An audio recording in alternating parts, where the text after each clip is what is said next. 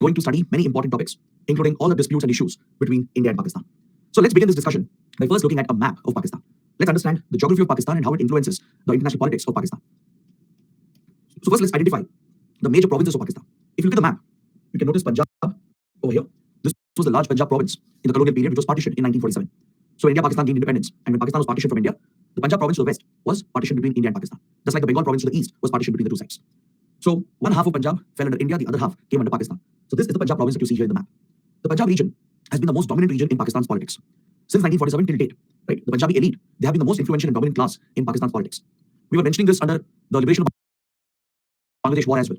We discussed how the Bengalis were oppressed by the Punjabi elite, correct? So if you look at the Pakistani army, the top army generals, the army chiefs, the top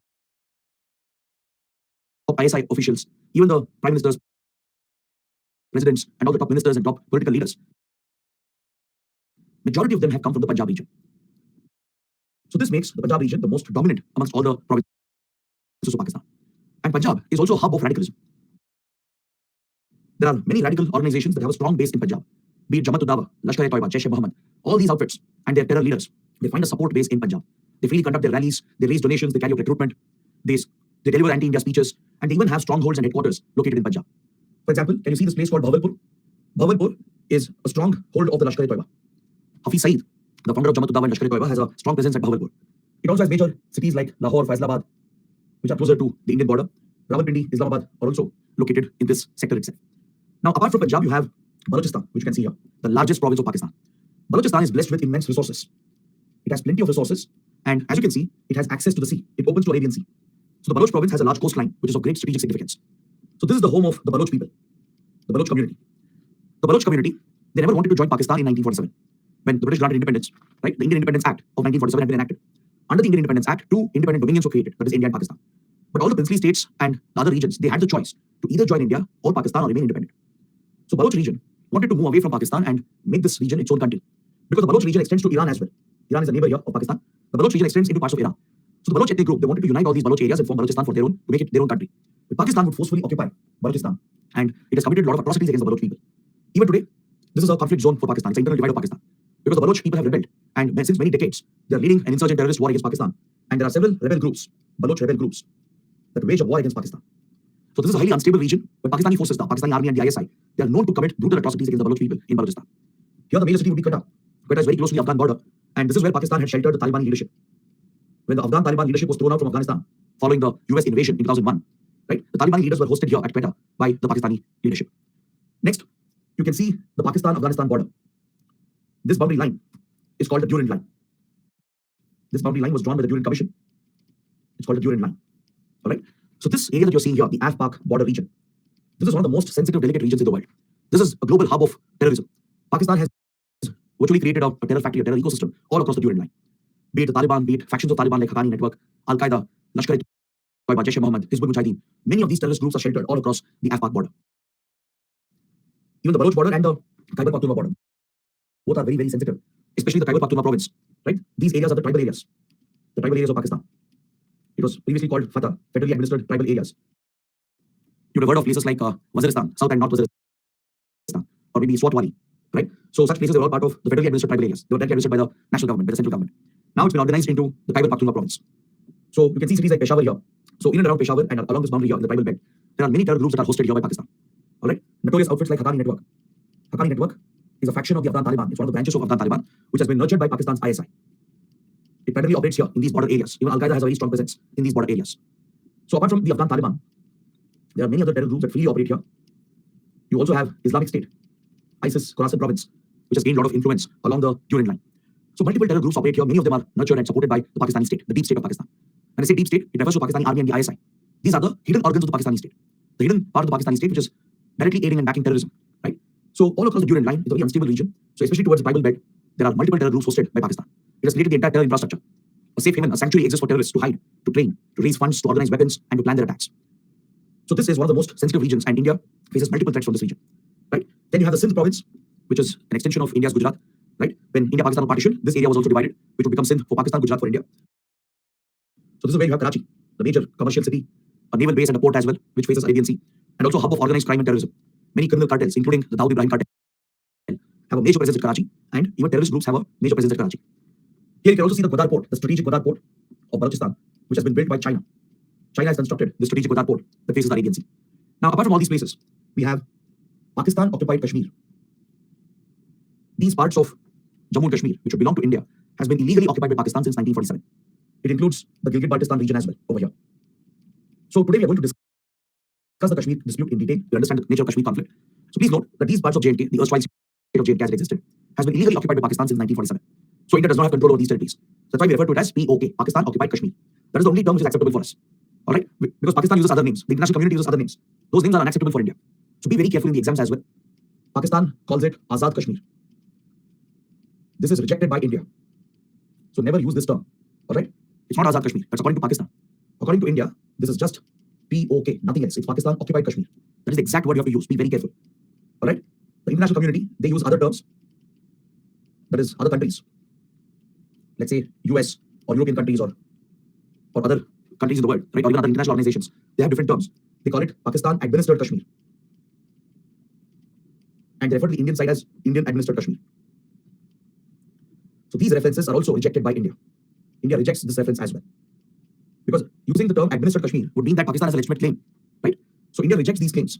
We don't use the term Azad Kashmir or Indian administered Kashmir or Pakistan administered Kashmir. The only terminology India uses for the occupied areas is POK, and the rest of it we just call it Jammu and Kashmir, nothing else. That's the only term you should be using. All right, be very careful. It's very important because how else will you justify your claim? If you are claiming these territories, right, since 1947, India does have a legitimate claim. Legally, technically speaking, these parts should belong to India.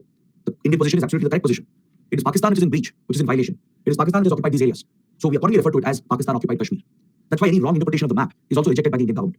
Right? So we can understand why international community depicts it like that. Because they look at it as a disputed area and they call it Pakistan administered Kashmir and Indian administered Kashmir. But India objects to this because in a way it starts justifying the Pakistani claim. So India believes Pakistan has no claim here. So we reject these labels that are attached and we just call it POK. The occupied areas are POK, Pakistan occupied Kashmir, and just Jammu and Kashmir on the Indian side. Now, if you look at this border here between India and Pakistan, there is one very important point I would like to raise. There are two types of boundaries between India and Pakistan. We have a temporary border, temporary de facto border in Jammu and Kashmir sector called LOC, the line of control. Remember, under Liberation of Bangladesh War, we studied the Shimla Agreement. There I explained how the ceasefire line was renamed into the line of control. So this is your ceasefire line. In 1947, when the first India-Pakistan war ended, these were the positions that were held by India and Pakistan. That became the temporary de facto border until a permanent solution could be found to the Kashmir dispute. So whatever positions we held in 1947, the same positions are held even today. This ceasefire line has later been renamed in 1972 as the line of control, the LOC. So this is a temporary de facto border. It's an unsettled border. This is where we have the Kashmir dispute. The rest of the border that you see here, this whole stretch of the border from lower parts of Jammu to Punjab, Rajasthan, all the way till Gujarat, till here, till this point. This is called the IB, the international border. This is a permanent settled border between India and Pakistan. From the lower parts of Jammu to Punjab, Rajasthan, and Gujarat. This entire line that you're seeing here, this is an undisputed boundary. This boundary has been permanently settled. We have no disputes along this boundary. This is the full and final boundary between India and Pakistan, and hence it's called IB, the international border between India and Pakistan. However, at the tip of the IB, where the IB was supposed to meet the Arabian Sea in the Run of Kutch area, this is the Run of Kutch, the marshy wetland area. At this point, there is a minor dispute between India and Pakistan. It's called the Sir Creek dispute. All right, there is one minor dispute at the end of international border where it touches the Arabian Sea. So this is where we have the Sir Creek dispute. We are going to study this later. Is that clear? So having this basic understanding is extremely important. Understanding the geography of Pakistan, understanding these borders, right? Understanding the significance of some of these locations will actually make it easier for you to understand what we are going to discuss next. Is that clear? So please make a note of these points. Based on this, we are going to have a detailed discussion on India-Pakistan today. First of all, let us answer the most basic question. I'm sure many of you would have thought about this, at least if not today, previously would have definitely asked this question, that why is Pakistan like this? Why is Pakistan so hostile to India? What explains Pakistan's obsession with India? Many experts believe that Pakistan is obsessed with India. It's obsessed with triggering issues for India, waging war against India, in carrying out destabilization of Kashmir and Punjab. Right? This has become an obsession for the Pakistani state. Now, which state in its right mind would go to the extent of breeding terrorism, harboring terrorism, using terrorism as a state policy, as a geopolitical tool? Right? Even at the cost of its own well-being, even at the cost of its own economy, even at the cost of its own people, Pakistan has bred and nurtured radicalism, extremism, and used terrorism as a weapon. So what explains this mindset?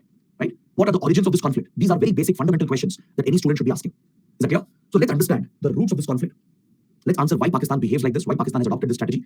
Let's also look at the psyche or the mindset of the Pakistani leadership. What does the Pakistani elite think? What is their line of thinking? What is their mindset? Right? These will help us answer these basic questions. Based on that, we can talk about all the disputes and issues that we have. Then it becomes easier to understand. Now, the roots of India-Pakistan conflict, right? They predate the existence of India and Pakistan. India-Pakistan came into existence in 1947. Right? The nation state of India, the nation state of Pakistan were created only in 1947. But the root of this conflict, the root of this rivalry, this enmity, this hostility, right, predates the independence of the two countries. It goes all the way back to the colonial period and to our freedom struggle. Remember, I told you in the very first class that most of the geopolitical issues and the disputes and social challenges in South Asia, they're all of colonial origin. Colonial blunders, the colonial mistakes that were made and left behind, they continue to harm the region even today. The same happens in West Asia and North Africa as well. Look at the Israel-Palestine issue. Right? Look at what has happened in the last few days. This issue as well has a deep-rooted colonial connection, colonial imperial blunders committed by the British, which is affecting the region even today. Right? The colonial policies, as we discussed in the previous classes, it led to divisions in the society, in the community. The divide and rule policy of the British. It induced deep-rooted communalization in India's freedom struggle. The Indian society was strongly polarized on communal lines, and this was a deliberate policy of the British. They would encourage religious extremists on both the sides, especially after 1857, after the first war of Indian independence. Right? Britain was very serious about controlling the Indian colony and to break up the Indian national movement. So the easiest strategy for the British was to break up the society on various lines, various divisions, communal division, caste division, ethnic and racial divisions. So they tried this policy in other places as well, in Sri Lanka, in Africa and West Asia as well. They've used the same strategy of divide and rule, introducing these strong divides between major communities. In the case of India, right, the biggest division was the communal division, the division between Hindus and Muslims. Even though India's freedom struggle was largely secular, inherently secular, it was a united freedom struggle, right? There was a strong communal angle that was added by the religious extremists on both the sides, which was proactively supported by the British. Now, when leaders like Jinnah came up, Muhammad Ali Jinnah, and established Muslim League, and later the idea of Pakistan was championed as a separate exclusive state for Muslims, right? This was clearly a communal demand, and this would be encouraged by the British as a matter of policy. Similarly, the British would extend support to Hindu extremists. To organizations like Hindu Mahasabha, which was an extremist organization, would get direct backing of the British to try and push India to become a theological state, which Pakistan would become later. So the very idea of Pakistan, since the idea was proposed, was always on religious lines. The problem here is again not with any religion. As I mentioned in previous classes, religion is misused, misinterpreted by political elements for their own gains, their own self-interest. No religion preaches radicalism or extremism, right? But in every religion there are strands of extremism. Be it Christianity, be it Hinduism, Islam, Buddhism as well, right? In every faith, you find these strands of extremism, which is the work of these political extremists. So Pakistan today, right? It's a failed state. It's a rogue state. It's a corrupt state. The reason why Pakistan has got here is because of where it started from. It started on the wrong foot. It started with all the wrong ideas. It started out with a very narrow, closed mindset. Whereas India, fortunately for us, took the exact opposite path. The credit for this goes to our freedom fighters, our founding fathers, the vision, farsightedness of our leaders of that era. If we had fallen prey to communal tendencies, if we had turned into a majoritarian Hindu state like Pakistan did, right? Pakistan turned into an Islamic state, adopted official state religion, and became a theological state. It deliberately promoted radical religion. It would promote religious fundamentalism as a state policy.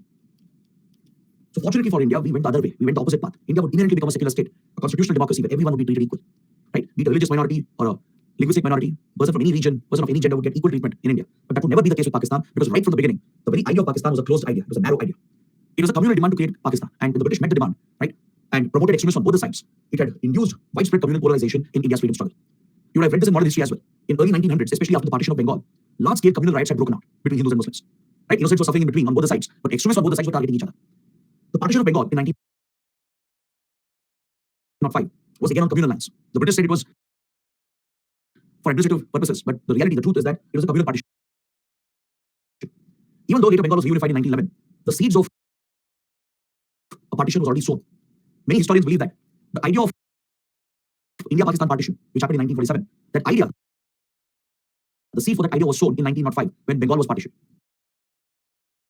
It was based on this idea that Muslim League under Muhammad Ali Jinnah championed the idea of Pakistan, a separate state for Muslims. Is that clear? So the problem was not even demanding for a separate state, because many communities were demanding for a separate state.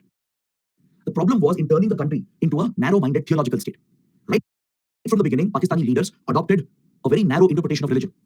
They adopted a very rigid version of Sunni Islam, which is a misinterpreted version of Islam, which is associated with the Arab Middle Eastern strain of Islam. It would adopt Wahhabism, Salafism, a very rigid, radical strand of Sunni Islam, and would start persecuting religious minorities from the very beginning. Right from independence, all religious minorities, be it Hindus, Sikhs, Buddhists, Christians, and even Muslims, like Shias, for example, Hazaras, Ahmadiyas, even Sunni Muslims who wouldn't abide by the rigid version of the state religion that Pakistan was promoting, they would all be targeted and persecuted. So this became the story and the fate of Pakistan. The fate was sealed. The state was directly involved in backing, nurturing, and promoting religious fundamentalism. Extremism became the state's policy to keep its people under control, to target the enemies, right? And no wonder Pakistan relies on radical extremism and terrorism as a geopolitical weapon as well, right? So that's why we all should be fortunate. We are really fortunate. We should thank our founding fathers, the vision of our freedom fighters, our freedom struggle, and the Indian Constitution, because we took the exact opposite path. It would have been easy for India to turn into a majoritarian state as well, like Pakistan did. Fortunately, we didn't. Right? If India had done that, if that mistake had happened, we would have ended up at the same place where Pakistan is today.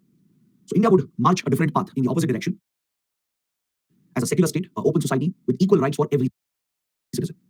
This marks a fundamental difference in the idea of India, the idea of Pakistan. Now, if you don't understand this difference, right, you cannot appreciate the freedom that you get being in India, and you cannot understand the policy of Pakistan Like why Pakistan obsesses with terrorism? Why is it going to this extent of self-destruction? This is almost suicide that Pakistan is committing. And Pakistan is almost there. Today it's facing a grave economic crisis, political crisis, and a very serious security crisis. It's on the brink of collapse, right? So to understand why Pakistan has done this, you need to understand this idea. The idea of India, the idea of Pakistan, where it comes from.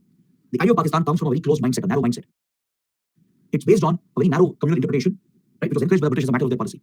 The idea of India is based on a more open, free idea, which is rooted in Indian civilization as well. Right? The Indian civilization has always been a tolerant, diverse civilization, and this is the beauty and strength of the Indian society. So as long as India remains a free, open, secular society, it will remain a strong society. It will remain a strong country. The moment you start looking inward, the moment you start developing narrow tendencies, majoritarian tendencies, that is where countries face devastating problems. We have seen many other examples. There are similar examples around the world. Any country which played with religious fundamentalism has collapsed. Is that clear? Where state merges with religious fundamentalism, that marks the collapse of a free liberal order. So this is the fundamental difference between India and Pakistan. This is what makes India India and Pakistan Pakistan. This explains the roots of the conflict. Be it now, take up any issue, Kashmir issue, the Kargil war, the policy of terrorism, right? Any issue you discuss, it is all linked to this fundamental idea. The idea that Pakistan should become this theological state where it goes to any extent, even using radicalism and extremism to target India, right? But it does not explain why is it obsessed with India, right? Let me explain why is it obsessed with India. Why India is Pakistan's biggest obsession. To understand this, you have to look at the mindset of the Pakistani leadership. The psyche of the Pakistani elite is something we need to assess from 1950s till date. The Pakistani leadership from the beginning felt very insecure about its large neighbor, India. Starting right from the days of Jinnah, the Pakistani leadership, which includes the army leadership as well, they've always felt insecure about the size and scale of India. Because obviously when Pakistan was created, it would be a smaller country, many times smaller than India, with much limited resources as compared to India. So Pakistan has always tried to pitch itself on an equal footing with India. Somehow Pakistan has always seen that it's in a competition, it's in a race with India. Given the complex history on how India, on the basis of how India and Pakistan were created, right? For the weaker power, which was Pakistan, it's understandable why it would try to pitch itself on an equal footing with India. But this competition became unhealthy competition. Since childhood, you would have heard your teachers, your parents telling that competition should be healthy. Healthy competition drives a good spirit. Unhealthy competition breeds jealousy, hatred, turns into extremism eventually. In the case of Pakistan, it's the other one. Pakistan has gotten into a very unhealthy competition at the beginning. In the 1950s, right, and even right after independence and partition, Pakistan pitched itself on an equal footing with India. In front of the world, it wanted to be seen as an equal of India, right? So this led to an unhealthy obsession with India, where Pakistan has disassociated itself from its South Asian linkages, and it has deliberately tried to align with its Arab, Middle Eastern linkages. See, even if you look at the history of the region, both ancient and medieval history, today's Pakistan, where it is located, right? And not just location, if you look at the Pakistani society as well, it has more linkages and connections with South Asian history and South Asian heritage. The strand of Islam you find in India, in the Indian subcontinent, right? This is very unique compared to the more rigid version that you find in the Middle East and the Arab region. But Pakistan post-independence has deliberately tried to cut off from its Indian heritage, from its South Asian heritage, and it has tried to link itself with the more rigid Arab Middle Eastern heritage. This shows that, in a way, Pakistan is embarrassed to be associated with South Asia. It doesn't align with the civilizational values attached to the Indian civilization, right? But it's very ironic and it's very unfortunate because the very roots of Indian civilization, which starts somewhere around the Indus Valley civilization and the Harappan civilization, right? Those sites are located in today's Pakistan itself. This was the seat of the ancient Indian civilization. But Pakistan wants to erase this part of history. It wants to move away from that Indian heritage, that South Asian heritage, and wants to associate more with the Arab Middle Eastern heritage. And you see this in their school textbooks. Pakistani school children, they're taught wrong history. Deliberately, they're taught the wrong history from many, many years. This is nothing but propaganda. There is extensive propaganda in the Pakistani state to teach the wrong history. This has a big impact, right? It breeds the wrong ideas from the very beginning. And there is a deliberate attempt to project India as enemy number one of Pakistan, right? See, India is not an expansionist power. We have never tried taking others' territories. India has never annexed territories which don't belong to us, right? We are not aggressive military powers like others. India has always maintained that sense of balance. But despite that, Pakistan has projected this image as though India is an imminent threat for the country. These sentiments became stronger after India broke Pakistan into two parts in 1971. This definitely had a huge impact. The Pakistani obsession with India, the Pakistani obsession to use terrorism to target and destabilize India, is largely influenced by the events of 1971. Because the defeat of 1971 was the most humiliating moment for Pakistan. Imagine a country being broken into two parts. Imagine you're losing more than half your country, right? Pakistan blames India for this. It does not realize the atrocities committed in East Pakistan. India's intervention was only justified.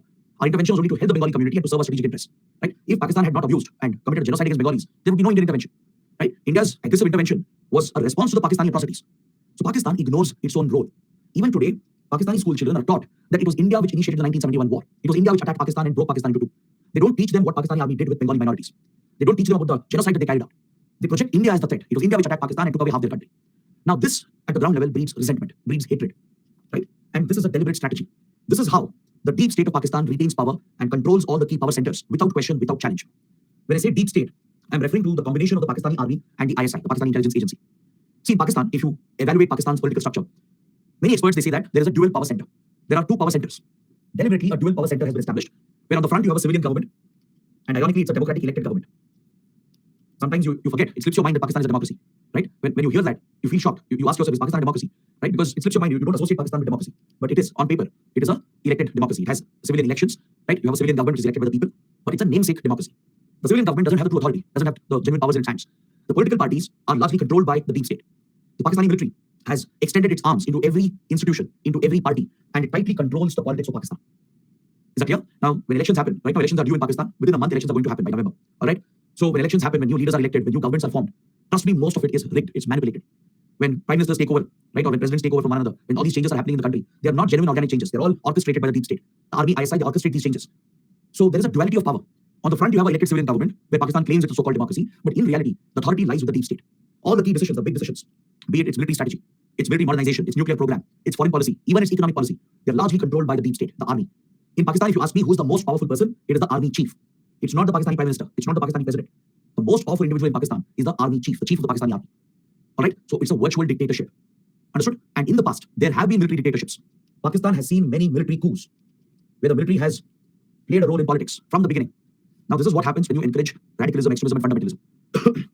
When you obsess with security issues, right, and give a bigger role for security forces to play, they will undermine the civilian government itself. So in Pakistan, the army leaders from the beginning have been playing a role in Pakistan's politics. There have been multiple military coups in the country where civilian governments have been thrown out. And the Pakistani army has captured power, establishing military dictatorships. So this has allowed the army and the ISI to extend its arms everywhere, into every government institution. That's why I told you all the key policies, all the big decisions are taken by the deep state. None of the big policies will go ahead without the approval of the deep state, right? So let's say Pakistani army doesn't like a particular prime minister. They will ensure that prime minister will go. Let's say Pakistan, the army, the deep state, they don't like a particular politician, right? They will ensure that politician will be removed. Either they're removed from their position, pushed out through controversy, or they are forced to step down, they're threatened, or even in the worst case, they're killed, they're assassinated. Many Pakistani leaders have been assassinated, right? In fact, many Pakistani civilian governments have not even completed their full term. Most of the elected civilian governments, they failed to complete their full term. Look at Imran Khan, right? Prime Minister Imran Khan, who belongs to Tehreek-e-Insaf party, came to power with the backing of the army. But later, as Imran Khan started creating a base for himself, he was resisted by the army and the ISI. And recently, in the last few months, there has been a major political crisis, and army ISI have ensured that they have removed Imran Khan from the position, right? They not only pushed out Imran Khan, but right now he's been arrested as well on corruption charges. So this is what happens to Pakistani prime ministers. Either they are pushed out of their position, or they are arrested, they're thrown into jail, they are made to flee the country itself. Nawaz Sharif had run away, Pervez Musharraf had run away, or else they are killed or assassinated. So it highlights the extent to which the army and the deep state control the politics of Pakistan, right? Now, if they have to remain relevant, if they have to ensure that they don't face a challenge to their authority, they need a constant external enemy. Because in Pakistan, there are so many economic and social problems that by this time there should have been a revolution. In any state, take any society for that matter, good governance is what prevents a revolution, a social revolution. No people will accept oppression. No people will accept backwardness, deprivation. If a society remains poor all the time, if the government doesn't care about them, if there is no good governance, and if the leaders remain rich and powerful, whereas the people are suffering, no such society can survive. This is a given fact. There are theories in public administration that what prevents a revolution, right, is good governance. If governance fails, then the society will definitely witness an uprising. But in Pakistan, this hasn't happened. In Pakistan, things are horrible. There is no electricity, no water. Their currency has taken a massive hit. There is massive inflation. All right, no proper education, no job opportunities. Right, the basics are not provided, and yet crores of people, they stand behind their army. They loyally stand behind their army. They genuinely believe their army is working for them. So what explains this phenomenon? Right? How come the masses? How come they've never questioned the army? Right? If people had suffered to this extent in any other country, there would have been an uprising. They would have thrown out these leaders. Not just the government, the army itself would have been completely targeted, and there would have been a complete social uprising. But this has never happened in Pakistan. Right? So there must be some reason. How does the deep state keep that control over the Pakistani society? It keeps that control by projecting a constant external threat, an imminent, dangerous threat. Now, let's say you take a household in a family, right? If there are no external threats, right, the family will be focused inwards, looking into family issues, focused on family relations. The moment you say there's an external threat, the family will unite. Right? The family comes together to fight off any external threat first, and then they try to resolve their interpersonal differences. The same happens in geopolitics as well. Now look at Israel. Israel is thinking of forming a national unity government. Until recently, there was chaos in Israel. Political parties were divided as the Israeli government was carrying out some controversial judicial reforms. So there were deep-rooted political divisions in Israel. But now, after the attack of Hamas, now that Israel has gone to war, all the parties have united because they have an external threat, a common external threat. They are thinking of forming a national unity government. Right? Take the Khalistan movement, the revival of Khalistan movement. All the opposition parties have backed the ruling BJP. Right? Otherwise, Indian political parties are always blaming each other, fighting against each other. On the Khalistan issue, you see that all the parties have come together to take a common stand to oppose a common enemy. Right? This is a phenomenon. It happens in geopolitics. This is human nature as well. Right? When you face external threat, like-minded people come together. They bind together despite whatever differences they have. So as long as there is a constant external threat to Pakistan, the army can keep justifying its position. See, if you look at army chiefs, top army generals and ISI generals and officials, they've all become filthy rich. They've all accumulated millions and billions of dollars in wealth. Right? All their children, they study abroad. They're settled in US and Europe. They don't suffer any of the consequences. Whereas it's millions of poor Pakistanis who are at the receiving end. Despite the stark income social divide and the power divide, no one is questioning the deep state. The reason is the deep state has succeeded in projecting India as a common, constant, imminent threat. Is that clear? It always brings up the bogey of 1971. It shows how India broke Pakistan into two. It projects that India is waiting to invade Pakistan and destroy the country. It also projects threats from Western countries as well. Threats from US, threats from other European countries. And whenever needed, the deep state will use terrorism as a weapon to instigate deliberate tensions so that it can justify its position and solidify its control over power. Now, let's say in Pakistan, some internal divisions are coming up. All right, let's say the deep state feels threatened that there's some political opposition coming up. So what the deep state will do is that they'll use a proxy, they'll use a terror group to carry out an attack against India. Let's say tomorrow, people of Pakistan start questioning the army, they start questioning the government, right? Any such opposition, once it comes up, the deep state, all it has to do to end that opposition is to sponsor an attack against India. How does this help? Because a major attack against India will trigger India. India will call for action. India will put pressure on Pakistan. There will be public pressure to attack Pakistan and take revenge as well, to retaliate using military methods. The moment these tensions come up, you need not even attack Pakistan. Just statements from leaders in media and by the public that we should retaliate, go to war with Pakistan. Just the statements are enough to bring the people together in Pakistan. The deep state will work on this, right? It will show that India is about to attack. India is an imminent threat. So defending the country becomes a priority. And Pakistan is constantly in that mode. It's constantly kept on a war mode by the deep state. That is why the deep state relies on extremism. It relies on terrorism as a weapon. So you can clearly see that problem is not with religion. Religion is being misused here for geopolitics to serve the political interests of these army officials, the ISI officials, right? They misuse religion. They are using religious fundamentalist groups and terror groups as a tool to keep India on the hook, to keep India on the constant boil, right? They use terrorism as a trigger to provoke India every now and then. And when there is a reaction from India, right, this helps the deep state to cement its power. The army and the ISI can project that India is waiting to attack. So when there is such an external threat, people will not question the army or the ISI. Right? They genuinely believe even now that army is their savior. In Pakistan, there is a lot of loyalty towards the army that doesn't even exist towards political parties, because that is the culture which has been created by the deep state. Is that clear? So understanding the mindset and understanding the roots of the divisions of the conflict is very, very important. It's a very important analysis. See, we could have easily discussed only the basic facts, the history, and close this chapter, but that does not serve the purpose, right? Such analysis is very essential because it makes the topic more interesting and it makes other topics very easy and simple to understand. Because UPSC questions can come on these lines. There could be questions on why Pakistan sponsors terrorism against India, why Pakistan has used terrorism as a weapon, as a tool, right? There could be questions on the internal situation in Pakistan. So having this basic idea, at least at the basic level, will help you write good answers for these questions. All right. Now, let's look at how Pakistan has been hostile towards India consistently.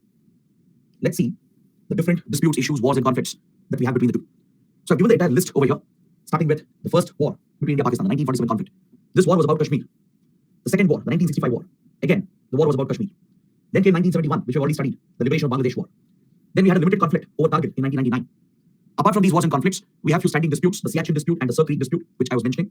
And we also have the sustained covert proxy war of Pakistan against India, of using terrorism as a weapon against India. So these are the major standing issues that we have. Now let us study this one by one. Let's first focus on the Kashmir dispute and Kashmir conflict and talk about the first two wars, right? More than the war, it's the background that you should cover. It should become very easy for you guys to understand the nature of the Kashmir dispute, right? So that is something we'll focus upon. 1971 war I'll skip because we've already discussed and covered it, because this is not the place to cover the 1971 war. The 1971 war was all about Bangladesh. So we've already discussed and covered this under India-Bangladesh. I'm sure many of you who have attended the class remembered the discussion as well. So I've explained in detail what led to the crisis in East Pakistan and how India played a direct role in liberating Bangladesh. So let's not repeat that. Let's not waste time. Let's look at the Kashmir dispute. Let's briefly discuss the Kargil war as well and focus on the remaining issues and disputes. All right. So let's start with the Kashmir dispute. This is the biggest issue, the core issue between India and Pakistan. This is also the root cause of all the rivalries, the tensions between India and Pakistan post-independence. Right? Because see, right from 1947, right from the moment we gained independence, Pakistan has created multiple problems and challenges for India. First, we saw the horrors of partition, where large-scale communal violence broke out between extremists of all the sides. All right. Following this humanitarian disaster and the large-scale migration of refugees, Pakistan tried to meddle with the process of formation of the Indian Union. When the Indian Union was being formed, Pakistan was trying to disrupt the process. It was trying to encourage few princely states to join Pakistan, like Hyderabad, Junagadh. Right? These were princely states that were part of the Indian territory itself. They were surrounded by Indian territory. But the then rulers, the Nizam of Hyderabad, the Nawab of Junagadh, they were trying to join the princely state with Pakistan. So Pakistan was encouraging these tendencies. This is what led India to annex Junagadh and Hyderabad. Right? We had to carry out a military action, right, and occupy Junagadh and Hyderabad and merge these areas, these territories into the Indian Union. Understood? This was possible for Pakistan to instigate the princely states because when the British granted independence, right, this was through the Indian Independence Act of 1947. Now this act created two dominions, India and Pakistan, the Indian Dominion and Pakistani Dominion. Right? These were the dominions which would become independent countries. But there were hundreds of princely states under British India. So what will happen to them? The princely states were given the option. Please note down this point, it's very, very important. Princely states had the option either to join India or even Pakistan, or they could even opt for remaining independent. They could stay away from both India and Pakistan and choose independence as well. This was the option given to the princely states. Is that clear? If they wanted, they could sign the instrument of accession, join either of the dominions, or they could remain independent. But after India and Pakistan were born, the Indian leaders were very clear that we cannot afford mini Pakistans coming up inside Indian territory. Now, just because the act allowed this, right, doesn't mean we would allow this to happen after becoming independent. Imagine having multiple enclaves of Pakistan inside India. Or imagine having Indian enclaves inside Pakistan as well, right? Both would have been nightmares. So the then Indian leaders, Prime Minister Nehru and Home Minister Sardar Patel and the others, they were very clear that we have to build a strong Indian Union. We have to bring all the regions together, convince many princely states to join the Indian Union. Because many princely states were hesitant. Because please understand, they are monarchies, they are monarchs.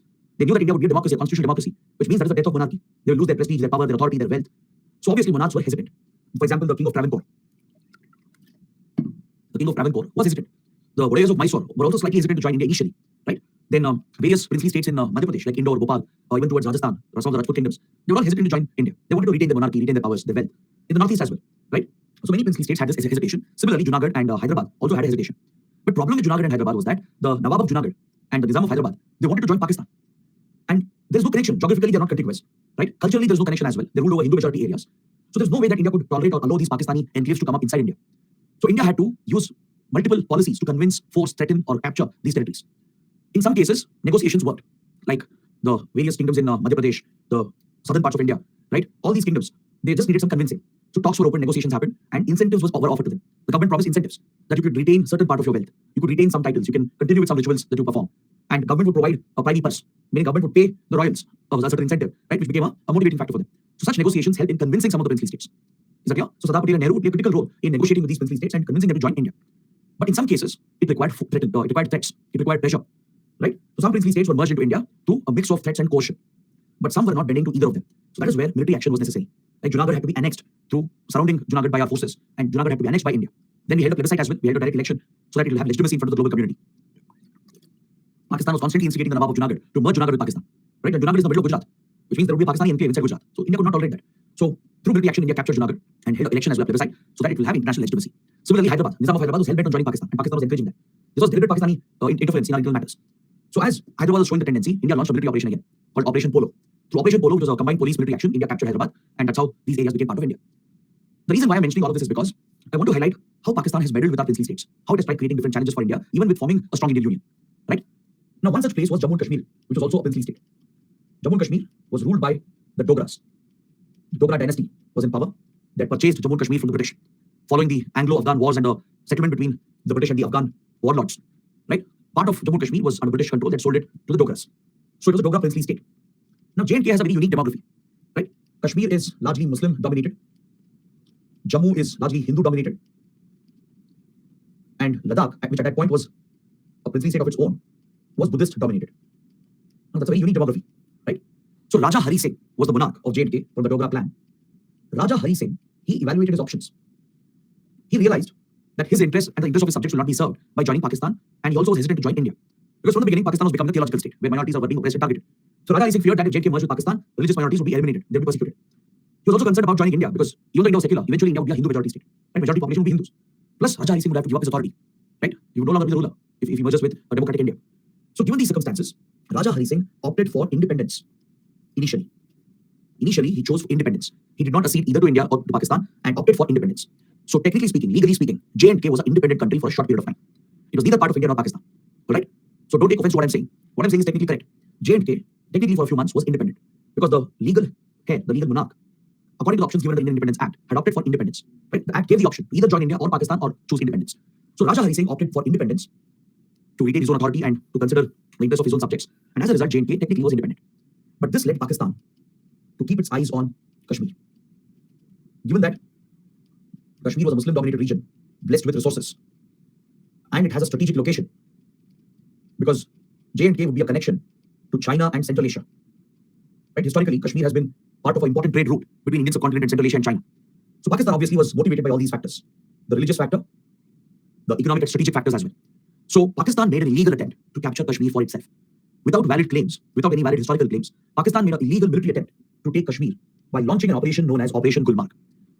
This operation was backed by the Pakistani army, where they motivated few tribes in the region, in the Gilgit-Baltistan region and in the Kashmir region, who had enmity with Raja Hari Singh. Because in the past, the Dogras had committed atrocities against few tribes, against few Muslim tribes in the tribal belt of the Kashmir Gilgit-Baltistan region. Is that clear? There was targeted violence which happened many years ago under the Dogra dynasty. So there was an amount of hatred that existed between the monarch and the tribal communities. So by arming them, by motivating them and by giving arms to them, Pakistani army launched a tribal invasion. Pakistan projected this to the world as a tribal invasion carried out by the tribals on their own. In reality, Pakistan was backing them, supporting them secretly. Pakistani army soldiers would also be disguised as tribesmen. So they're called as Pakistani irregulars. So it was a mixture of tribal militants armed by Pakistan, along with Pakistani soldiers who had joined their ranks. This invasion led to the capture of several key territories in J&K.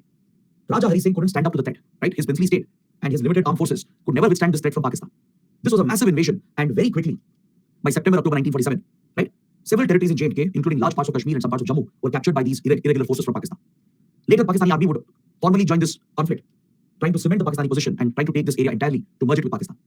So essentially, J&K was on the brink of collapse. in a matter of few days or weeks, J&K would have been completely taken over by Pakistan. At this point, Raja Hari Singh approached India for help. He asked India to assist. He reached out to Nehru, Sardar Patel, and Lord Mountbatten, right, who was still the Governor General.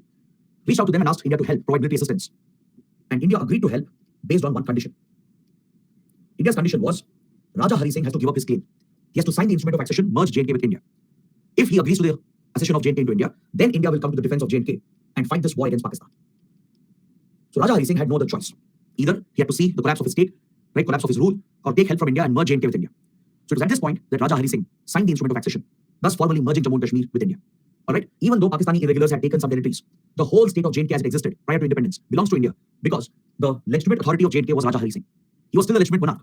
So under the Indian Independence Act, Raja Hari Singh still had the authority to cede J&K to India. Right? Even though Pakistani forces had invaded, that was an illegal invasion. Even though they had captured some territories, the whole state of J&K as it existed, the princely state, including Gilgit-Baltistan areas, they technically legally belong to India. So that is why India's legal position is absolutely correct. We insist that the whole territory of J&K, the princely state, belongs to India. Right? We claim Gilgit-Baltistan as well because Raja Hari Singh signed the accession, the instrument of accession, merging the entire state with India. Right? The Pakistani invasion is irrelevant here.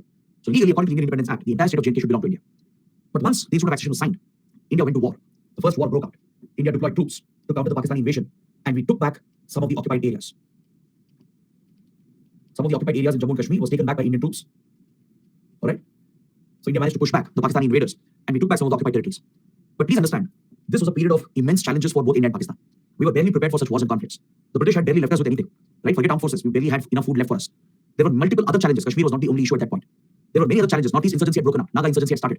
Other princely states were creating problems in joining the Indian Union. There were massive economic challenges, shortage of food. We didn't have basic industries. We had to depend on imports for all essential items. Right? So there were grave economic, social, and political challenges.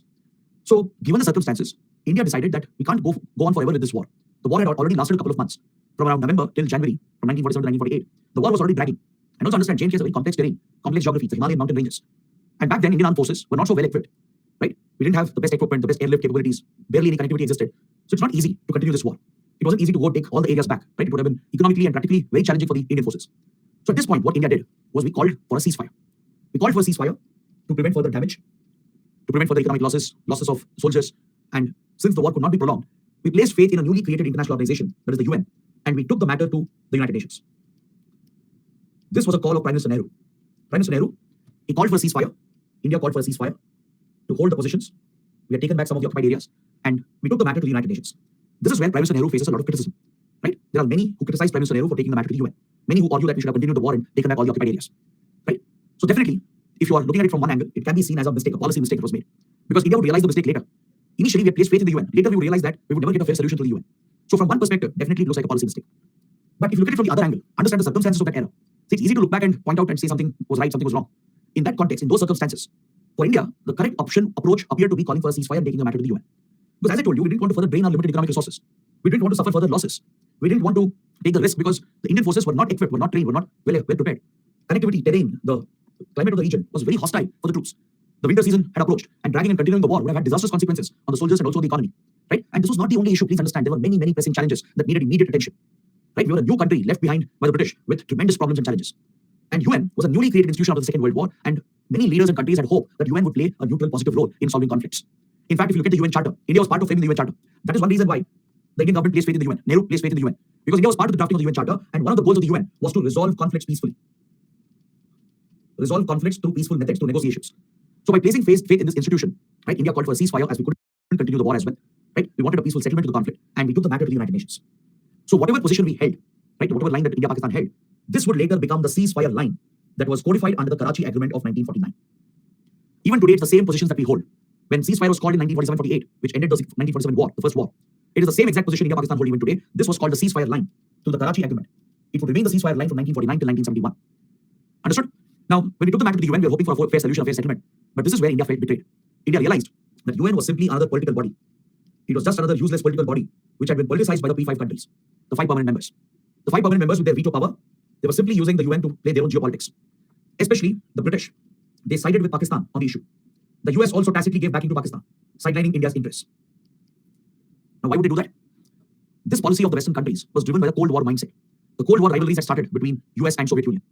As India was neutral and later we became non-aligned in 1950s. Pakistan, on the other hand, clearly aligned with the West. Pakistan got very close to the British. It signed a military treaty as well, a military agreement. It joined a military club as well, which was aligned with Western powers. So Pakistan became a military ally to the West, whereas India was neutral and looking to champion the non-aligned approach. Also, the British, right? Inherently, they always had an inclination to Pakistan than India. This was all because of the colonial hatred that was left behind, right? So at the UN, there was a clear bias against India. There was a clear bias in favor of Pakistan, and this is where India rejected UN's approach. Prime Minister Nehru realized that a mistake had happened, that we shouldn't have taken the matter to the UN. But this was a post-realization. This is where the criticism comes in. So India decided immediately that somehow we have to end the role of the UN. We have to take out UN's role in this conflict. Since then, India made attempts. Since the times of Nehru till Indira Gandhi, attempts were made to remove the role of the UN in the Kashmir issue. All right? But then, in 1948, the UN upheld the ceasefire that India had declared. The ceasefire line was cemented in 1949 through Karachi Agreement. And both the sides were made to promise that a plebiscite would be held. In both sides of Kashmir that were under India and Pakistan, a plebiscite was promised by both the countries at the UN. Plebiscite is a direct election, a direct referendum. Plebiscites are held in conflicted areas, in disputed areas, to decide sovereignty. Whether the disputed area should belong to country A or country B, or should it remain independent. So the local people of that region, they will vote. They will cast a vote. We held a plebiscite in Junagadh when we annexed Junagadh. Right? Of course, majority of them voted for India. So that's how Junagadh merged with India. So here as well in Jammu and Kashmir, plebiscite was promised by India and Pakistan. We promised the UN to hold a plebiscite.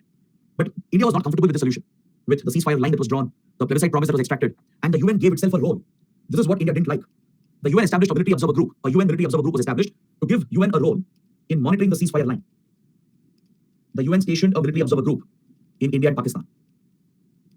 All right, so UN officials would be stationed in both sides of Kashmir, and they would monitor whether the ceasefire commitment is being upheld by both the sides.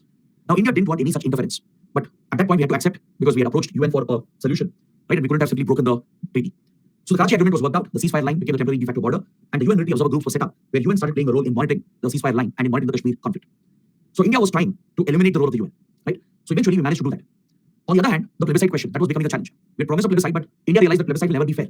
We saw that Pakistan was trying to change the demography, to swing any elections in its favor. Pakistan was trying to change the demography of POK, of Pakistan occupied Kashmir. Basically, it was bringing people from other parts, from Punjab, from the Khyber Pakhtunkhwa region, and trying to populate POK, so that if a plebiscite is held, they will all vote in favor of Pakistan. This was a manipulation that Pakistan was doing, right? So India was convinced that a free and fair election will never happen. A free and fair plebiscite cannot happen, as Pakistan is already meddling with the population of POK. So India decided we will never hold a plebiscite, no matter what. India rejected the plebiscite, and till date we haven't held a plebiscite. And same with Pakistan. As India rejected the plebiscite, even Pakistan has never held a plebiscite.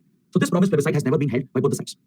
So the ceasefire continued, the ceasefire line became the temporary de facto boundary, and the UN kept monitoring the ceasefire through its military observer groups stationed in India and Pakistan. Now, for India to get full control, the last challenge was removing the role of the UN. Now that India felt betrayed by the British, by the US, and by the UN, we were waiting for an opportunity to throw UN out of the Kashmir issue. And this opportunity opened up for India, as you know, in 1971. India got a great opportunity in 1971, and we leveraged it to our advantage. The Liberation of Bangladesh War ended with the Shimla Agreement of 1972. And under the Shimla Agreement, one of the commitments that we extracted from Pakistan was to rename the ceasefire line. The ceasefire line was renamed as the Line of Control, the LOC. Now you might ask, what's the big deal about changing the name? What will happen because of that? This is the beauty of diplomacy. Even though it was a technical legal change on paper, it has great significance because UN Military Observer Group was created to monitor the ceasefire line under Karachi Agreement. If there's no ceasefire line, if we erase the ceasefire line itself and name it something else, legally speaking, UN Military Observer Group has nothing to monitor. All right, this is a clever play of words. This is a very clever strategy by India. We leveraged the opportunity of the Liberation of Bangladesh War. We had conclusively defeated Pakistan, broken the country into two parts. We had 93,000 Pakistani soldiers as prisoners of war. Right? We had all the advantage. Using this advantage, we forced Pakistan to accept that we will resolve Kashmir dispute or any dispute bilaterally. We ensured that Pakistan made a commitment that there will be no third-party involvement in our bilateral issues and disputes. Meaning no other country will be involved, no organization will be involved. So Pakistan, once it gave the commitment, right, it means we cannot entertain or we will not entertain any involvement of a third country or a third organization. So along with agreeing to settle disputes bilaterally and eliminating third-party role, Pakistan agreed for renaming ceasefire line as line of control, and this renaming would eliminate the role of UN Military Observer Group. It eliminated the role of UN Military Observer Group stationed in India. Even today, the military observer groups are present, but we don't allow them to function. They have no role to play anymore, according to India, because there is no ceasefire line anymore to monitor. Today, it's the line of control, the LOC, which is a temporary de facto border. So on the ground, nothing has changed. On the ground, whatever position we held in 1947, 48, the same position is held even today by Indian and Pakistani troops. Only change is that the name has been changed. On paper, on maps, the name has been changed. So without the ceasefire line of Karachi Agreement, what will the military observer group monitor? Right? That is how UN role has been cleverly eliminated, and we extracted a commitment from Pakistan that any dispute will be resolved bilaterally with no third-party involvement. So with this, India managed to get back some control over the Kashmir issue, and since then we have strongly insisted that any future resolution of Kashmir dispute will be decided bilaterally. Only India, Pakistan will decide what will happen to Kashmir, not anyone else, not China, not US, not Britain, not UN. Is that clear? So this is the position, the stand that India took, and it has been cemented through the Shimla Agreement. Then, if you look at the 1965 war, this was the second Pakistani attempt to capture Kashmir. It was a repeat of 1947 in a way. After failing in the first attempt, Pakistan would not give it up because Kashmir became an obsession. India became an obsession. The Pakistani elite, they needed these causes to build their own profile, to gain the loyalty of their subjects. Kashmir became their favorite obsession. By trying to back the Kashmir cause and by trying to capture Kashmir for itself, it rallied support and it went to war with India again by launching Operation Gibraltar. Operation Gibraltar was a Pakistani army operation to try and capture territories in Kashmir to cement its position in the region. It was the second Pakistani attempt to capture territories in Kashmir. Right? A Pakistani invasion started again under Operation Gibraltar, and immediately India went to war against Pakistan. The Prime Minister was Lal Bahadur Shastri at this point, right? And under the able leadership of Shastriji, India went to war, the second war, and this became a full-fledged conflict. The previous war had been limited only to Kashmir. The 1947 war was only limited to Kashmir. The war didn't spread to other parts of the border. In 1947, war did not break out along the Punjab-Rajasthan border or Gujarat border or the borders with East Pakistan. The 1947 war was limited only to Kashmir. But the second war was different. The second war spread very quickly. It wasn't limited only to Kashmir. It spread to the borders along Punjab, Rajasthan and Gujarat. Pakistan again blames India for the war. Pakistan's theory is that it was India which attacked Pakistan in Gujarat sector, in the Sarkari, Rann of Kutch sector. But there is no evidence to support that theory. It's Pakistan which caused the invasion under Operation Gibraltar, and India was retaliating to defend its territory. So this triggered a full blown out war involving Indian Army, Indian Air Force. Both played a critical role, and this war ended as a stalemate. If you look at it neutrally, from a neutral perspective, right, the war was actually a stalemate. Neither side achieved anything. All right, but from the perspective of India, India won the war. From Pakistan's perspective, Pakistan also won the war.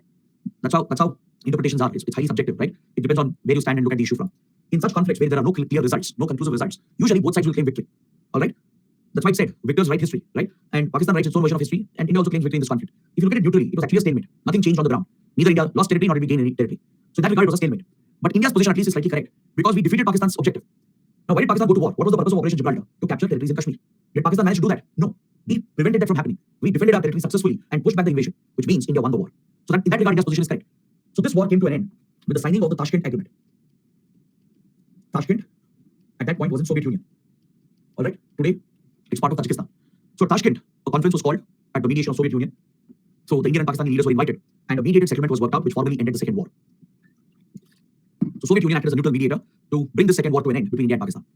So after signing the Tashkent Agreement, Prime Minister Lal Bahadur Shastri passed away, and there's a whole lot of conspiracy theory surrounding his death. Right? I know that. I know you look to ask questions on that as well. But trust me, don't go into that. It remains a conspiracy theory. There's never been any concrete evidence to indicate otherwise.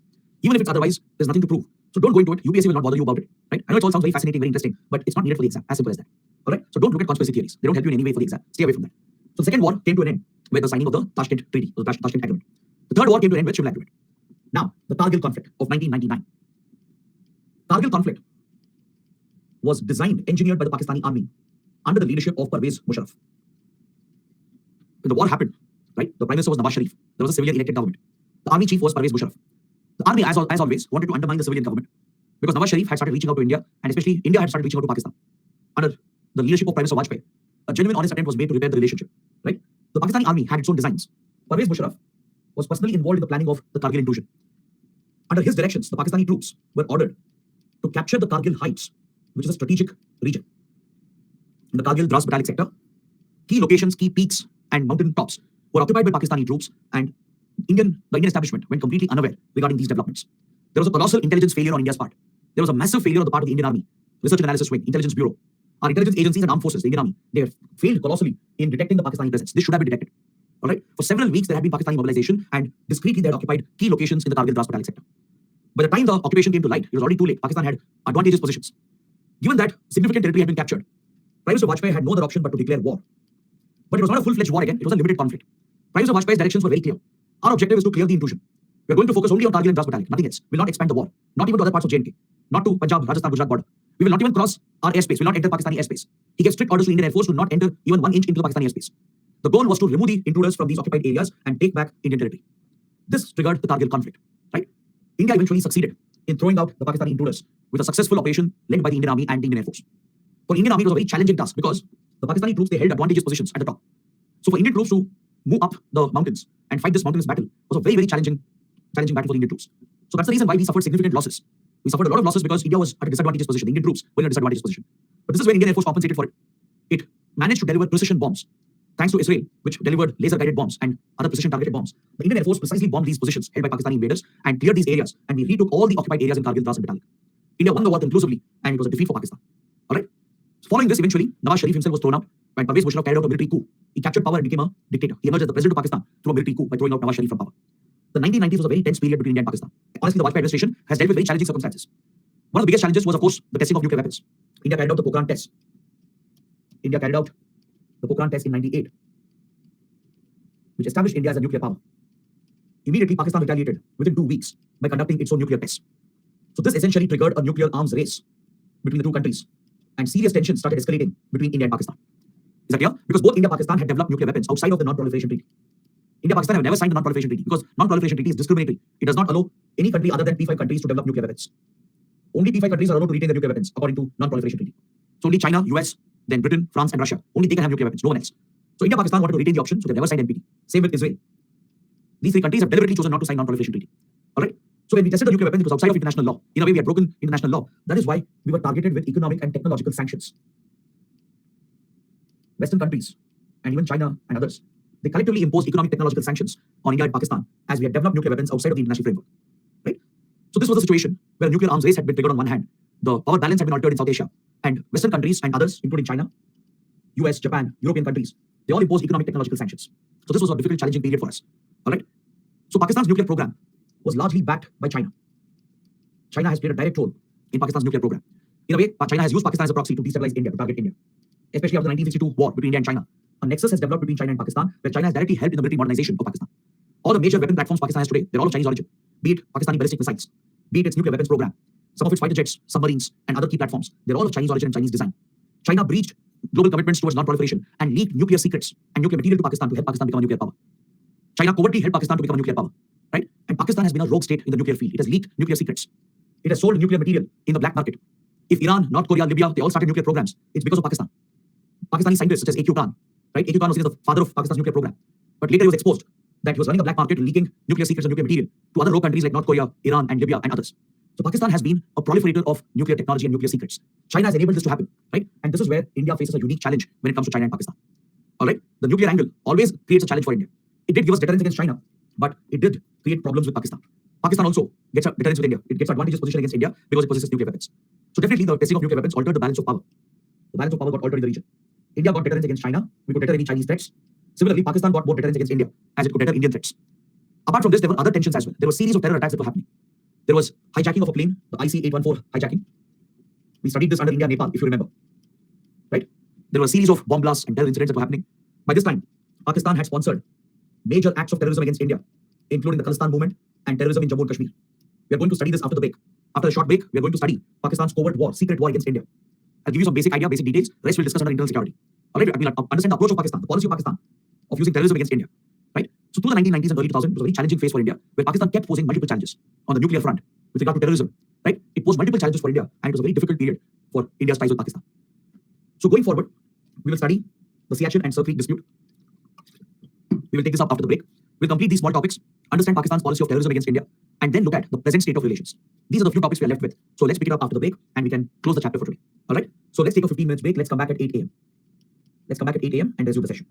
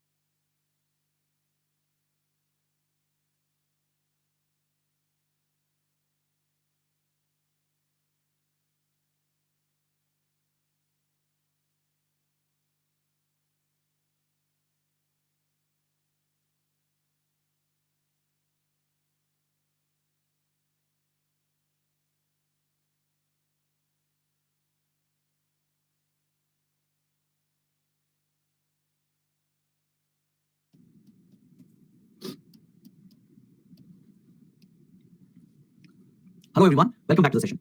Now let's take up the next topic, which is the Siachen dispute. We will discuss the two other minor disputes that we have, Siachen and Sir Creek. The Siachen region is considered as the world's highest battlefield. It's also the world's most expensive battlefield. The Siachen Glacier is a strategic region which is located between India, Pakistan occupied Kashmir, and China. This triangular region that you see here in the map, to the north of Kashmir, this is where you find the Siachen Glacier. You can also see the Nubra and Shok River that originate from here, right? Now this location that you're seeing here is a vital location, a strategic location. Because to the west of Siachen, you have POK, the Pakistan occupied territories. You can see the Baltoro Glacier. This here would be Gilgit-Baltistan. You can also see the Santoro Ridge that marks a vital position where Indian and Pakistani troops hold a presence on both the sides. You also see the temporary border, the de facto border here, the line of control, right? This is where the line of control comes to an end. The northernmost point of LOC is called point NJ9842. All right, please mark this location. Point NJ9842 marks the northernmost point of the line of control. This is where the temporary border ends. Beyond this, the boundaries have not been demarcated. There's no clarity on how the boundaries will be settled in this border. So the Siachen region, which has been of great strategic significance, has been eyed by both India and Pakistan. Until 1984, both India and Pakistan maintained a military presence. They maintained a military presence, especially during the summer season, the summer months, where the weather is more hospitable in this region. Until 1984, both the countries had a tacit understanding. There was an agreement between the two sides that they will withdraw troops during the winters, where the snowfall makes it extremely dangerous for the troops to remain.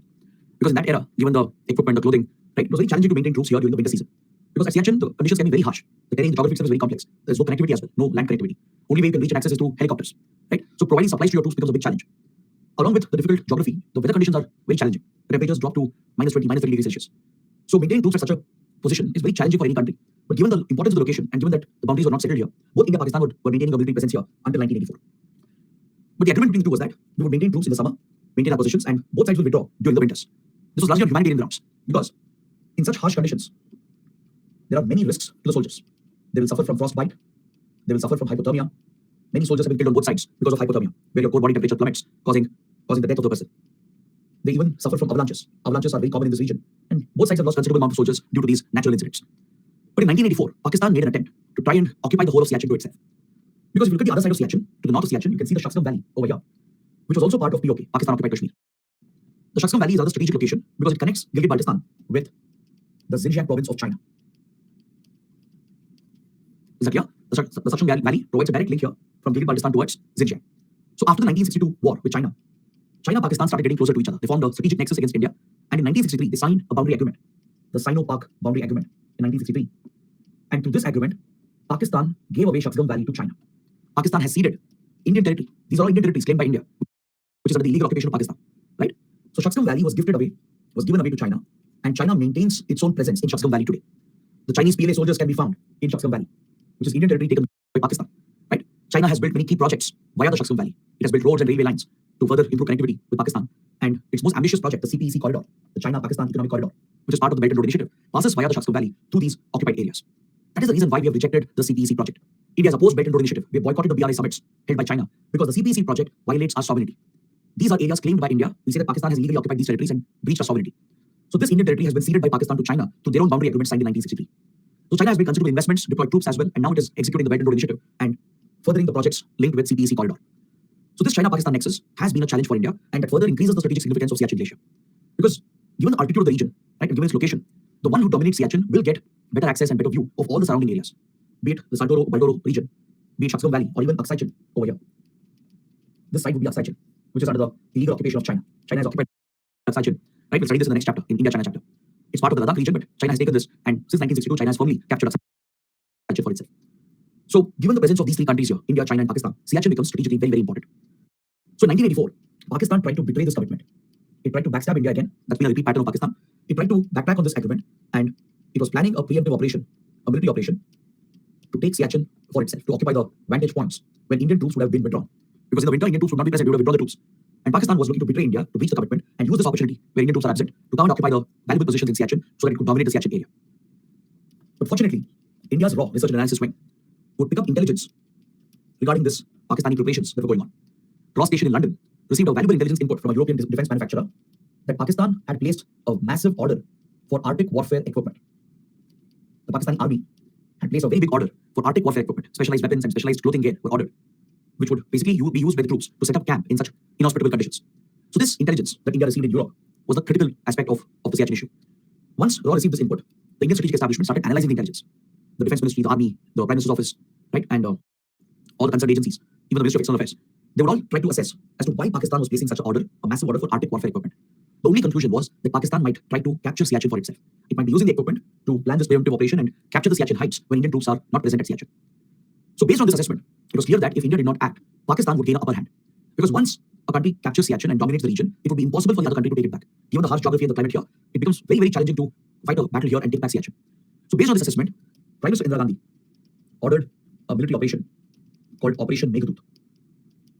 Operation Meghdoot was ordered by Prime Minister Indira Gandhi, and this would be India's preemptive operation to take Siachen before Pakistan could even make the attempt.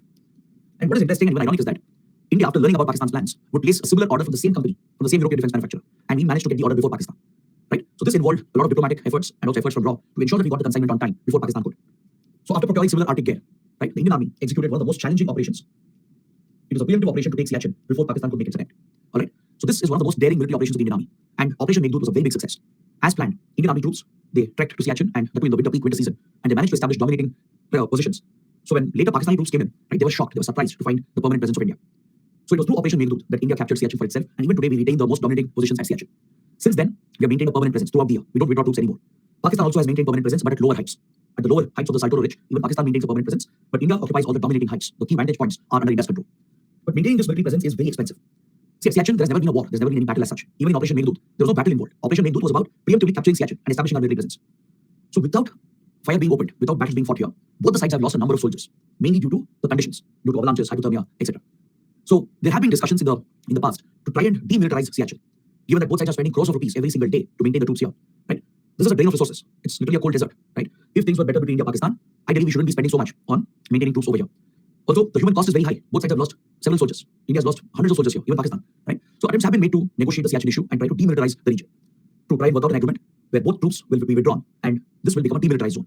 Like there's a demilitarized zone between North Korea and South Korea, something like that. But these discussions have never gone forward because India is very clear that we can't trust Pakistan on this.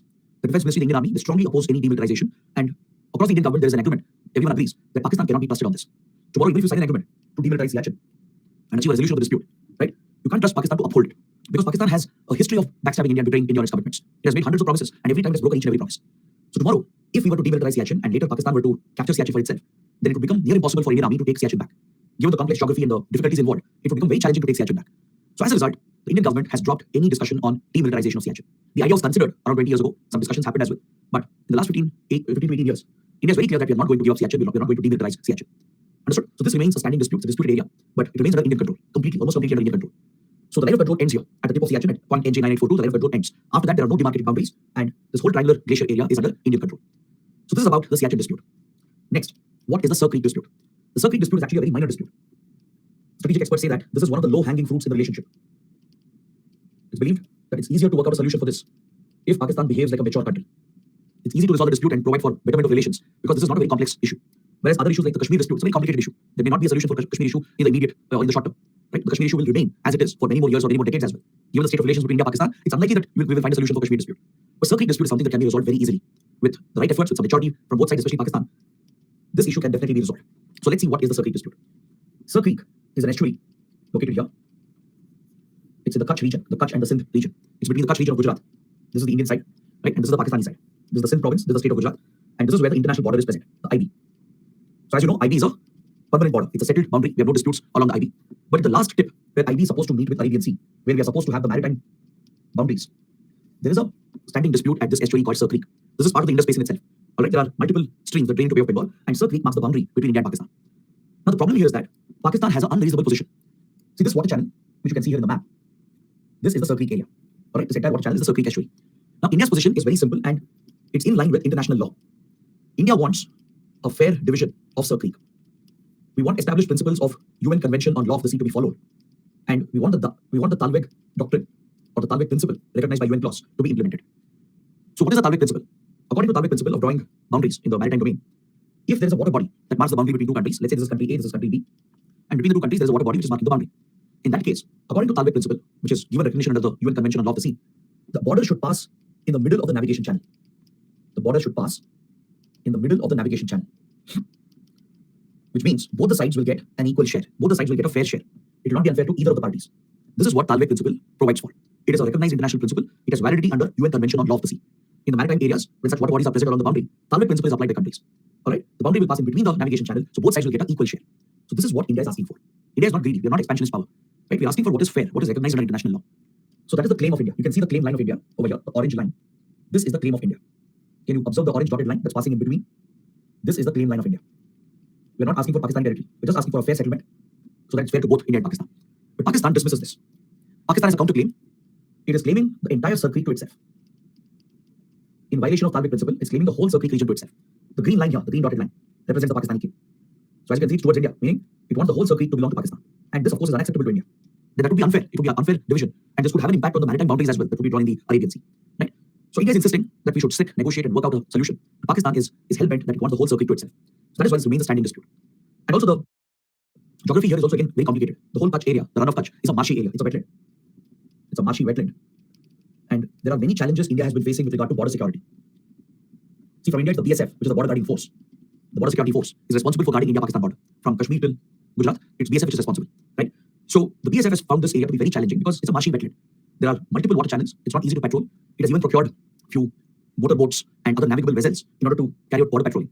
But from the Pakistani side, there has been constant infiltration and smuggling and trafficking through this route. Organized crime has been a major concern for India. Infiltration and trafficking, smuggling is constantly noticed across this region. Several drug cartels, they use the route to smuggle drugs. They even push weapons as well from here, right? Even human infiltration has been noticed. So BSF is facing a very big challenge in terms of border security, and hence India wants this boundary to be settled so we can better secure this area. All right? There is a channel here called Harami Nala, which was recently in news. The Harami Nala is known for being exploited by the criminal outfits, the organized criminal outfits, which get support from the Pakistani state. Pakistani state agencies, they give support to criminal cartels to carry out the smuggling and infiltration into India. But recently, Home Minister Amit Shah visited Harami Nala with BSF officials, and we have set up some infrastructure here to strengthen our border security. But this area remains contested, and as I told you, the solution is available. Pakistan has to agree to the Thalweg principle. It's established principle under international law. Right? So that's why experts say that it's one of the low-hanging fruits. If Pakistan shows some mature behavior, we can easily work out a solution and extend the international border and settle the dispute forever. But it remains a standing issue as Pakistan has shown no interest in working out a settlement. So both Siachen and Sir Creek are also very important topics. Right? You might get a 10-mark question. UPSC might ask you to talk specifically about Siachen and Sir Creek. All right. So let's move on to the next topic and understand Pakistan's policy of terrorism against India. After this, we will look at the current state of relations and the current situation in Pakistan, and that will end our discussion. So let's talk about why Pakistan has used terrorism as a weapon against India. What drives its strategy? What has Pakistan done to destabilize India? And what are the different threats that we have faced? So this will be a broad discussion on Pakistan's policy of terrorism. I will not go into the details of Khalistan movement or Kashmir insurgency and terrorism, because those are topics for internal security.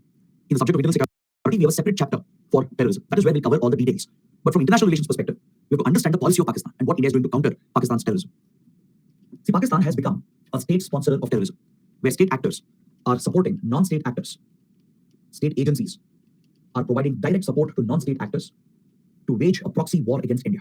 It's a covert proxy war. Covert means secret. The links between the state and non-state actors is covert. So Pakistani state agencies like the ISI, which is Pakistan's intelligence agency, the Pakistani army, essentially the deep state. These are the state actors who are covertly backing non-state actors like terrorist organizations against India. Pakistan has pursued this policy from many, many decades for now. Right? India has been the biggest victim of terrorism, primarily because of this role of Pakistan, where state agencies have sponsored terrorism against our country. In fact, many countries use terrorism as a policy, as a weapon in their geopolitics. And Pakistan is a leader in this regard. It has become a terror factory, quite literally. Right? It has used the Western support to its advantage. It has managed to channel funds and weapons to these terrorist organizations. And it has even provided a safe haven. It has created a terror sanctuary to host the terrorist outfits on its own soil. As we saw in the map at the very start of the chapter, in POK, in Khyber Pakhtunkhwa, in Punjab, and also in Balochistan and along the Afghan border, it has allowed the terror groups to operate terror camps. The ISI and the army and even Pakistani Navy are directly involved in training these terrorists. They provide direct support. They give them all the training needed in building explosives, in military tactics, right? So such extent of support is provided, along with channeling funds, that is terror financing. Pakistan has arranged for terror financing through money laundering routes. It has failed to implement the global standards against money laundering and terror financing. It has breached the standards of Financial Action Task Force, or FATF. It has created a very fertile environment for terror financing to flourish, and it has arranged the supply of arms and weapons, which is needed to arm these terrorist organizations. Is that clear? Pakistan also aids cross-border terrorism, meaning it helps in the infiltration of terrorists into India. It has not only given a sanctuary for them in the country, it has not only given them all the support needed, it is also helping them to cross over into India. Along the border and along the line of control, several tunnels have been dug through which the terrorists infiltrate into the Indian side. Is that clear? Underground tunnels have been dug, especially near LOC and also near the Punjab border. Tunnels have been dug across the border to allow the infiltration to happen, to help the terrorists who are trained in Pakistan to cross over into India. Along with that, Pakistan deliberately breaks the ceasefire. Pakistani troops near LOC They deliberately open fire against Indian positions during night time so that they can distract the Indian troops and give an opportunity for terrorists to cross over into India. Even this is done by Pakistan. The Pakistani Army and Border Guarding Force was stationed near LOC. They deliberately start opening fire, heavy fire. They even fire mortars, shells, and they use assault rifles as well to open indiscriminate firing at Indian positions so that Indian Army and BSF get distracted. And exploiting the chaos and the night cover, the terrorists will sneak across the LOC and enter Jammu and Kashmir. So that kind of direct support has been given for cross-border terrorism. Pakistan has used many other countries as well to launch attacks against India. It has used Nepal, Bangladesh, West Asian countries. It has tried using Sri Lanka and Maldives as well to create a base for many terrorist outfits. So what explains this kind of obsession with terrorism? Why does Pakistan go to this extent of using terrorism against India? The answer lies in the initial enmity that started following partition and the Kashmir dispute that broke out. But along with this, there is another major factor that drives Pakistan's behavior.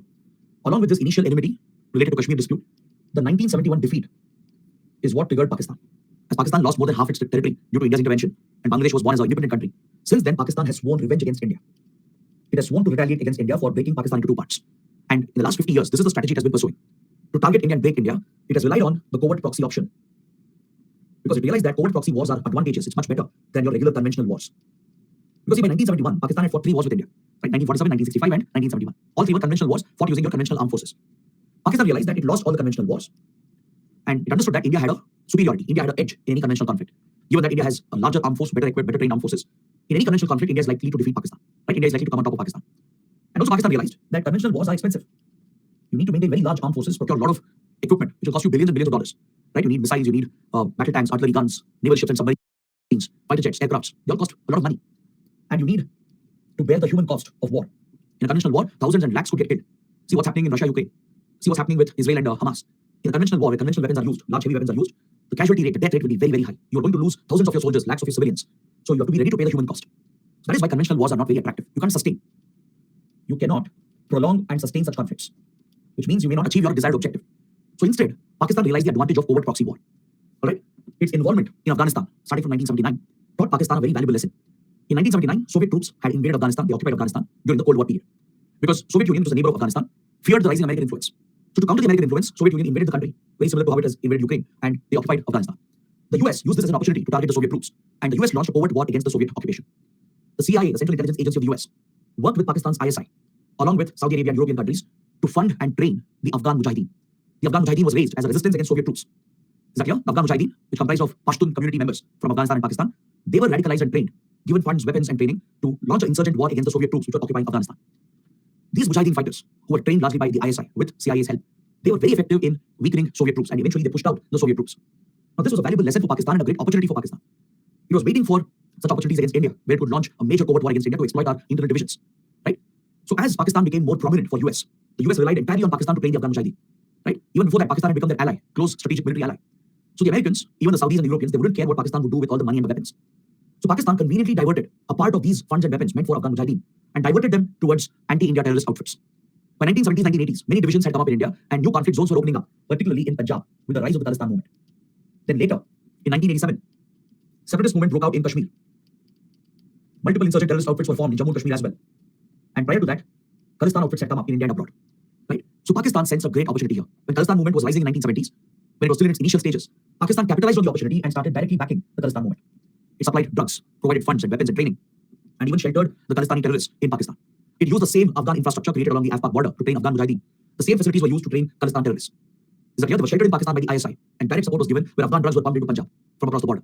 The funds and weapons meant for the Mujahideen being sent by Western countries, part of it was diverted by the ISI to fund the rise of the Khalistan movement. So that is why the Khalistan movement quickly escalated from 1980 onwards. It's not a coincidence.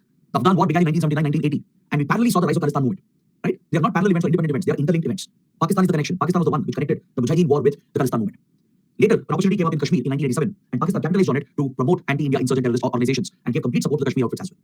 Is that clear? So it has played a direct role in destabilizing the entire region. In Afghanistan, Pakistan not only raised the Mujahideen, it even used the Mujahideen fighters in Kashmir later in 1990s.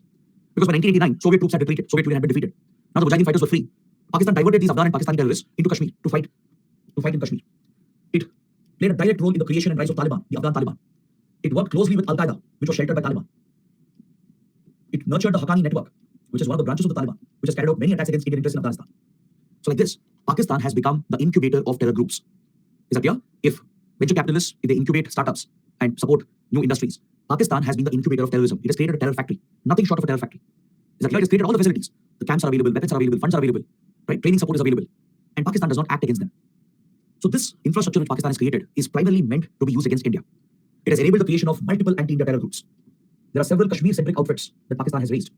For example, Lashkar-e-Toiba, Hizbul Mujahideen, Jaish-e-Mohammed, Al-Badr, and few Kashmir-centric separatist groups, local separatist groups like JKLF, Jammu Kashmir Liberation Front. They've all got direct support from Pakistan.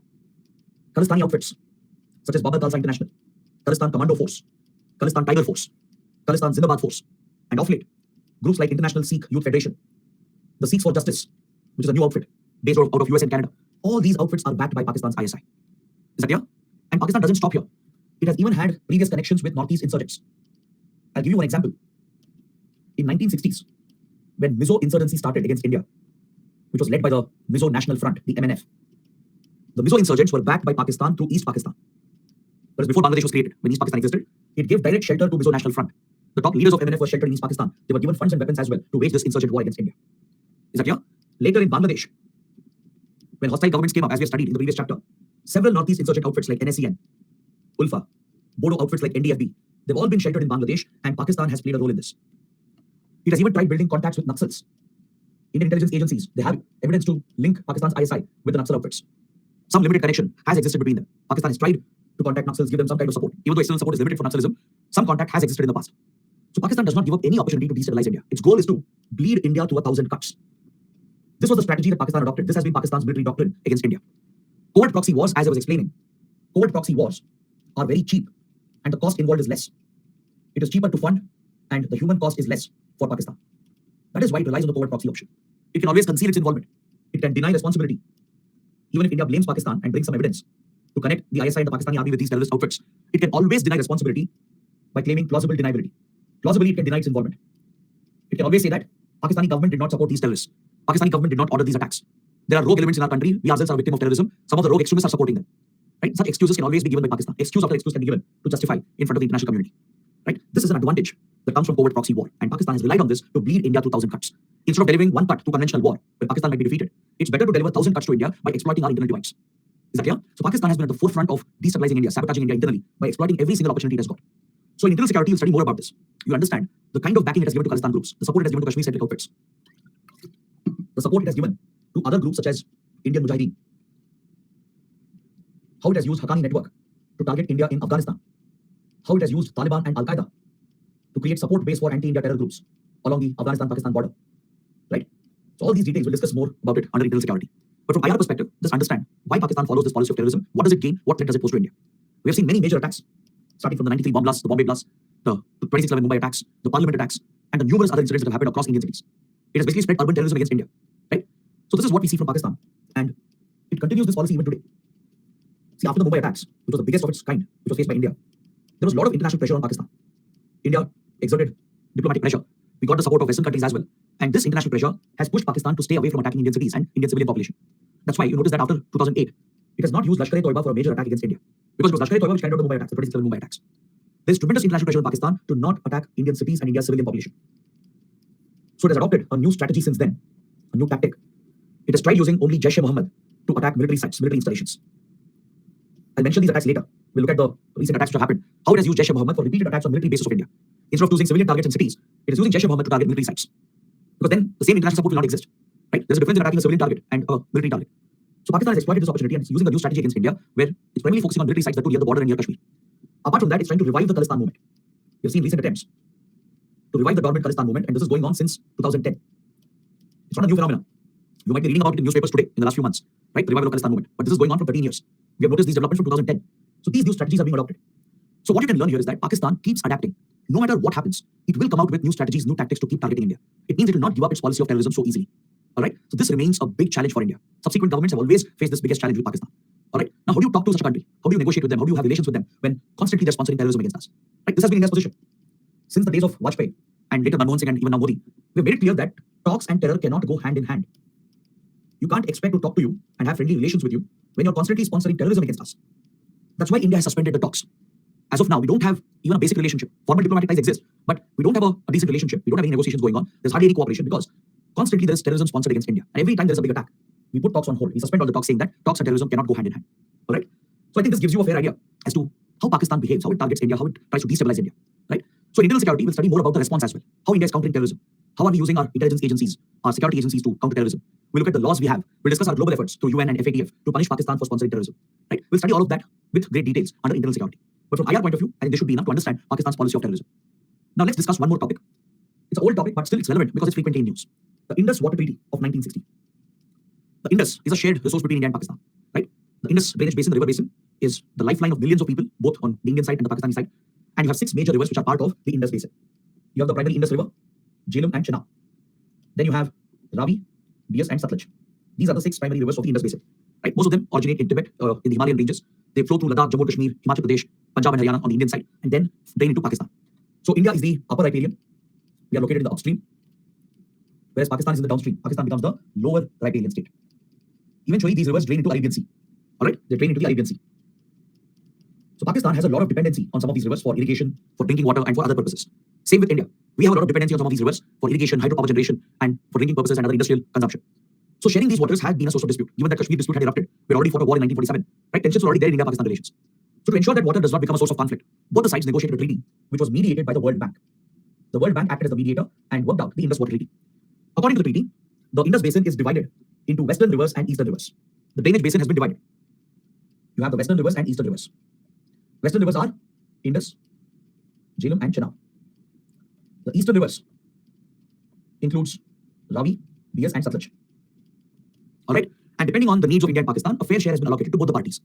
In case of western rivers, Pakistan has been given a higher allocation.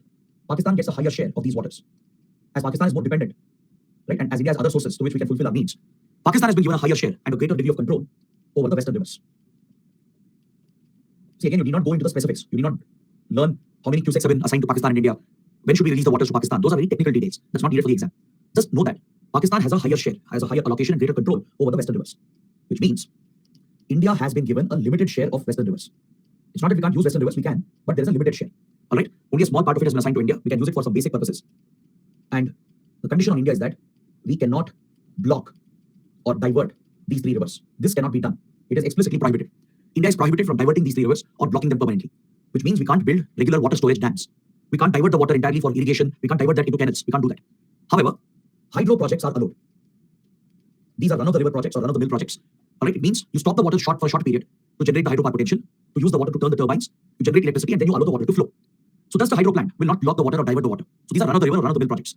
So such projects are allowed for India. India can build hydro plants to generate electricity, ensure we are not diverting it or blocking it, and release the water back into Pakistan. So this will not only maintain ecological flow to maintain the ecological needs, it will also help in fisheries, in navigation, and provides enough water to Pakistan for irrigation, for drinking, and for all other purposes. So we have a limited share and limited control over these rivers. We can use it for some basic needs. Some small share is assigned for drinking and irrigation. Rest is for hydropower generation, and we cannot block or divert these 3 rivers. Got it? Now coming to eastern rivers, Ravi, Beas, and Satluj, they are the lifeline of Punjab, Haryana, Himachal Pradesh. We are heavily dependent on these waters for irrigation. Farmers in Punjab and Haryana, right? The green revolution of India was powered by these 3 rivers in the Punjab-Haryana belt. It is critical for drinking purposes, critical for industrial consumption. All right. So accordingly, India has been given greater control. India has been given greater control of these rivers with a higher allocation. We can utilize these waters to meet all the needs on the Indian side. We can build regular dams, divert a part of it as well, block and store the water as well. All right. We can build regular dams on these rivers like Bakra Nangal has been built. Right. We can store the water for a long time. We can divert it for irrigation, for drinking, and for all other purposes, be it hydropower generation or industrial usage. India has every right to use these waters, but remaining share should be left to flow into Pakistan. Pakistan gets a limited share. We can't block the waters entirely as such, because that will affect the ecology as well, right? We have to maintain ecological flow. And Pakistan also has some needs in the downstream. So a limited share is given to Pakistan, where we allow the rest of the water to flow into Pakistan. So these are the basic terms of the Indus Water Treaty. And India has strongly been committed to the Indus Water Treaty. India has a strong commitment. We have never breached these commitments. Is that clear? We have always maintained and upheld this international commitment. It's a global commitment we have made. It was mediated by the World Bank. And it's a very important bilateral treaty, right? So India has abided by the terms. Every year, the Indus Water Commissions, they meet. The commissioners, they meet every year to exchange data, to share information on how they are abiding by the treaty. They share the water data, they plan for flood management. Because I hope you know the Indus is known for flooding. Just last year, Pakistan was devastated by the massive floods witnessed in the Indus basin, right? This year even, Ravi, Satluj also have flooded, causing massive floods in Punjab and Haryana. So to manage the flood waters, to deal with environmental issues, climate change, and let know each other that we are following the treaty, regular meetings are held between the Indus Water Commissioners. Permanent Indus Water Commissions are set up. There's an Indus Water Commission in India, Indus Water Commission in Pakistan. It will be headed by the Water Secretary from the Ministry of Water Resources. So they are the commissioners as well. They meet regularly every year at the start of the year. They meet, exchange the data and the information to ensure that both are following the terms of the treaty. See, in India, there has been a call in the last few years to quit Indus Water Treaty as a retaliation for terror attacks. This suggestion has been provided both within the government and outside the government. This idea has existed for many years, from at least 20 years, especially after terrorism increased against India. Many experts, thinkers, and even within government circles, there has been a debate whether should we use Indus Water Treaty to punish Pakistan. The question is, should we weaponize Indus Water Treaty? Should we weaponize the treaty as we have the advantage, we are the upper riparian? Should we use this as a geopolitical tool to punish Pakistan for sponsoring terrorism against India? The suggestion is that when there is a major attack against India, we should retaliate by suspending the treaty, by quitting the treaty entirely. Recently, the issue came up again when the Pulwama attacks happened. Right? There was a strong call within the government and even outside, in the media and amongst think tanks and strategic experts, that we should weaponize the treaty and quit the treaty so we can use this as a geopolitical tool against Pakistan. So sufficient debates have happened around this issue, but India has decided to not break the terms, to not break the commitment. Right? This is not a decision of just one government. All the subsequent governments have taken the same call, and this is the right decision as well. See, it is very tempting to retaliate and seek revenge and punish after a terror attack, right? Because passions are very high, right? You are disturbed by the attack, by looking at the losses suffered. So you feel the urge for short-term retaliation, short-term pleasure. But in the long run, quitting the treaty will not work in India's favor. And that is the correct assessment that Indian governments have made. See, if we quit the treaty, first of all, you'll be breaking an international commitment, right? So this affects your global image. On one hand, we are saying we should follow rules-based order. We are telling China it's breaking international rules. It's not following international laws. On the other hand, if we quit the treaty and politicize this treaty, right, it harms our image, it harms our position, our standing on rules-based order systems. Right? The world works on international rules, international laws. Responsible countries have to follow them, respect them, uphold them. If countries keep breaking these treaties and commitments, then it leads to the collapse of the rules-based order. So India has always had a strong commitment for a rules-based order system. We respect international laws, and any global commitment we make, we abide by it. That's why India is seen as a trusted partner, reliable partner. Tomorrow, if we break the treaty, no one will trust India. They'll always have a doubt that India might sign agreements today, later they'll quit. Right? That sets a wrong precedent. Other than that, by weaponizing Indus waters, we will actually help Pakistan. We will help the deep state, the army and the ISI, to further their propaganda against India. They're already raising allegations that India carries out water terrorism. Lies are spread in Pakistan by terror leaders like Hafiz Saeed. Hafiz Saeed, the founder of Jamaat Udawa and Lashkar, he conducts public rallies. He addresses the farmers and illiterate people, right, who have no idea about geopolitics. And he tells them that India is using water as a terror tool. If floods happen in Pakistan or droughts happen in Pakistan, he blames it on India, saying India is doing it. These lies are already being spread. So if we were to actually quit the treaty, it will aid these terrorists, it will aid the ISI to further carry out propaganda against India and drive recruitment for their terror organizations. Because see, water is a question of humanity. Water is a question of human well-being. And it's easy to trigger emotions based on water. If two states of India can fight for water, imagine what will be the reaction if India quits and if there are floods and droughts in Pakistan. Right? It becomes very easy to mobilize more support for terrorism against India based on India quitting the treaty. So in the long run, it doesn't really help us. So on all these grounds, subsequent governments have decided not to politicize the treaty and not to weaponize the treaty and use it for geopolitical reasons. So we remain committed to the treaty. But Pakistan, on the other hand, has created as many problems as possible. Even though we have followed all the terms, it has repeatedly filed cases against India. It has taken India to court at International Court of Justice and Permanent Court of Arbitration. At these global judicial platforms, it has filed many cases against Indian projects such as the Kishan Ganga project, the Bagihar project. See, India has some major projects which we have pursued to manage the waters and to mainly generate hydropower. These projects that I'm mentioning, Kishan Ganga, Bagihar, and few others, they're all run-of-the-river projects, which is allowed under the treaty. We're not storing the water permanently, we're not diverting it, we're not blocking it. We just generate hydropower, use the basic allocation given to us, and rest of the water is allowed to flow into Pakistan. Even though we're strictly following it, Pakistan has deliberately filed cases to derail these projects, to hamper the development of Jammu and Kashmir, to keep J&K backward, to ensure that India does not provide development activities in J&K. Pakistan has deliberately targeted these projects, trying to delay them. But in all the cases, India has won. The rulings have gone in India's favor. In these cases at ICJ and other bodies, India has won the cases because we have followed the terms of the treaty. But by filing these litigations, it is trying to delay the projects. Today, we have many more projects planned in the Indus Basin. You have the Ratle hydropower project and many more which are coming up. So I ask you guys to take up a homework, take up an assignment, just identify the names of all the major hydro projects that India is executing on the Indus rivers. All right, we have a few important projects. So just make a note, just be familiar with the names. All right, so take this as a small homework or an assignment. Now coming to the last part of today's discussion, let's go through the current relations under the Modi government. I just want to give you a summary of how ties have developed in the last 8 years or 9 years. And let's look at what is happening in Pakistan right now, because that is the current issue. See, Prime Minister Modi, after coming to power, he followed the precedent that was laid by Prime Minister Vajpayee and Prime Minister Manmohan Singh. These two prime ministers as well, when they came to power, they tried reaching out to Pakistan and they extended a hand of friendship. Despite all the problems Pakistan had created for us, right? You Indian governments have always tried to reset the relationship, hoping that Pakistan will change, hoping that Pakistan might reciprocate. Prime Minister Vajpayee started a practice where, despite all the problems, the difficulties, a hand of friendship was extended. PM Vajpayee, he carried out a historic visit to Lahore. He held a Lahore summit in late 90s with Nawaz Sharif. It was a historic visit. He visited Pakistan, many important projects and initiatives were launched. A lot of friendly initiatives were taken up. The bus service was started from Punjab to Pakistan, along the LOC from Jammu and Kashmir to POK, from Delhi to Islamabad. Train services were started, the Samjhauta Express. Right, border trade was opened. Many friendly initiatives were taken up, but every time the two governments get closer, the deep state will retaliate against it. Vajpayee's initiatives were derailed because of repeated terror attacks and the Kargil conflict. The IC-814 hijacking, the parliament attacks, and many other attacks that happened in Delhi and Mumbai. They derailed our peace efforts and destroyed the relationship. Then came Prime Minister Manmohan Singh, and again he tried to reach out to Pakistan, extend a hand of friendship. This time Pervez Musharraf was the leader. Prime Minister Manmohan Singh tried building a bond, tried opening a back-channel talk to their secret envoys. They held back-channel diplomacy. Because sometimes when relations are complicated, you can't negotiate in the open, in the public domain, because there's a lot of media pressure, public pressure that will derail our friendly initiatives. So in complex relations, back-channel diplomacy is used, where leaders will appoint a secret envoy, they'll talk to each other and they'll try to achieve some progress. So Manmohan Singh and Pervez Musharraf were making some progress, and it was disrupted by the Mumbai attacks. The 26/11 Mumbai attacks. Even Prime Minister Modi, after coming to power, tried opening a new chapter. He invited Nawaz Sharif, along with all the SAARC leaders, to his swearing-in ceremony. The Modi government launched the Neighborhood First policy, announcing that we are prioritizing our ties with our neighbors, which would include Pakistan as well. Right? This was a great friendly gesture from India. Following this, the two leaders met again at Ufa in Russia, where the SCO BRICS summit was taking place. And India-Pakistan even came out with a joint statement. Modi and Nawaz Sharif, they met again. They were building a close personal bond. They were actually becoming good friends. A personal chemistry was developing between them, just like the previous leaders. They came out with a joint statement. This was the first joint statement after many, many years. And in this joint statement, there was no mention of Kashmir, which has been Pakistan's obsession. Pakistan has always said, if you have to talk to India, talk about Kashmir first. India has said, if you have to talk about terrorism. You don't discuss terrorism, we'll not talk about Kashmir. So this has always led to failure of talks. Like under Prime Minister Vajpayee, there was Agra summit in 2001, where Pervez Musharraf came to India, and Pervez Musharraf demanded that Kashmir should be the point of discussion. But Vajpayee administration refused. Since terrorism had become the threat, we said terrorism has to be discussed. Terror and talks will not go hand in hand. You can't be bleeding Indians, and you can't expect us to talk about Kashmir. We rejected those talks. So Agra summit ended as a failure. So given this history, the joint statement at Ufa was a very, very big development. For the first time, Kashmir reference was dropped, terrorism was mentioned, and India-Pakistan agreed to discuss all issues, negotiate, and build bilateral relations. This was seen as a positive development, which was followed by a surprise visit by the Prime Minister to Pakistan. PM Modi was coming from a foreign visit. He landed in Pakistan unannounced to attend a personal event in the family of Nawaz Sharif. There was a wedding taking place in the family of Nawaz Sharif. PM Modi landed unannounced and made a surprise visit to attend the family event, and that showed the personal chemistry and the bond that was building between the two leaders. So initially, you saw these positive developments happening, but as you can expect, there is a clear pattern here. Every time there is an improvement, every time the two governments get closer, when civilian governments on both sides, when they get closer, this relationship which is forming will be disrupted by a major terror attack. Terrorism will be used by the deep state to disrupt the friendly ties which are developing between the two governments. Because if India becomes a friend, if normalcy comes in this relationship, the Pakistani army and the ISI will lose their relevance. People will tomorrow start questioning, why is the army cornering all resources when people of Pakistan are suffering? Pakistani people have no electricity, no healthcare, no jobs. How come Pakistani army is getting all resources? Those questions will come up. Right? Pakistani army and ISI, the deep state, will remain relevant only when there are tensions with India, only when India is the enemy number one. Is that clear? That is why I spent so much time at the beginning to explain that analysis. The deep state does not want good relations between the Indian government and the Pakistani government. There have been Pakistani leaders who have tried to normalize the relationship, but every time it happens, the deep state hits back. There will be a big terror attack which will disrupt the relationship. Is that clear? This is a pattern. And we saw this happening again with repeated attacks against military bases of India. Since Pakistan was under international pressure to not attack Indian cities and civilian population and to not work with Lashkar-e-Toiba, it started using Jaish-e-Mohammed to specifically target military bases near the border areas and in Kashmir. We saw two major attacks at Gurdaspur in Punjab and Pathankot Air Base in Punjab. These are forward locations close to the border, right? Both were major attacks carried out by Jaish-e-Mohammed. Parallelly, young breed of terrorists like Burhan Wani were promoted in Jammu and Kashmir to trigger unrest in Kashmir.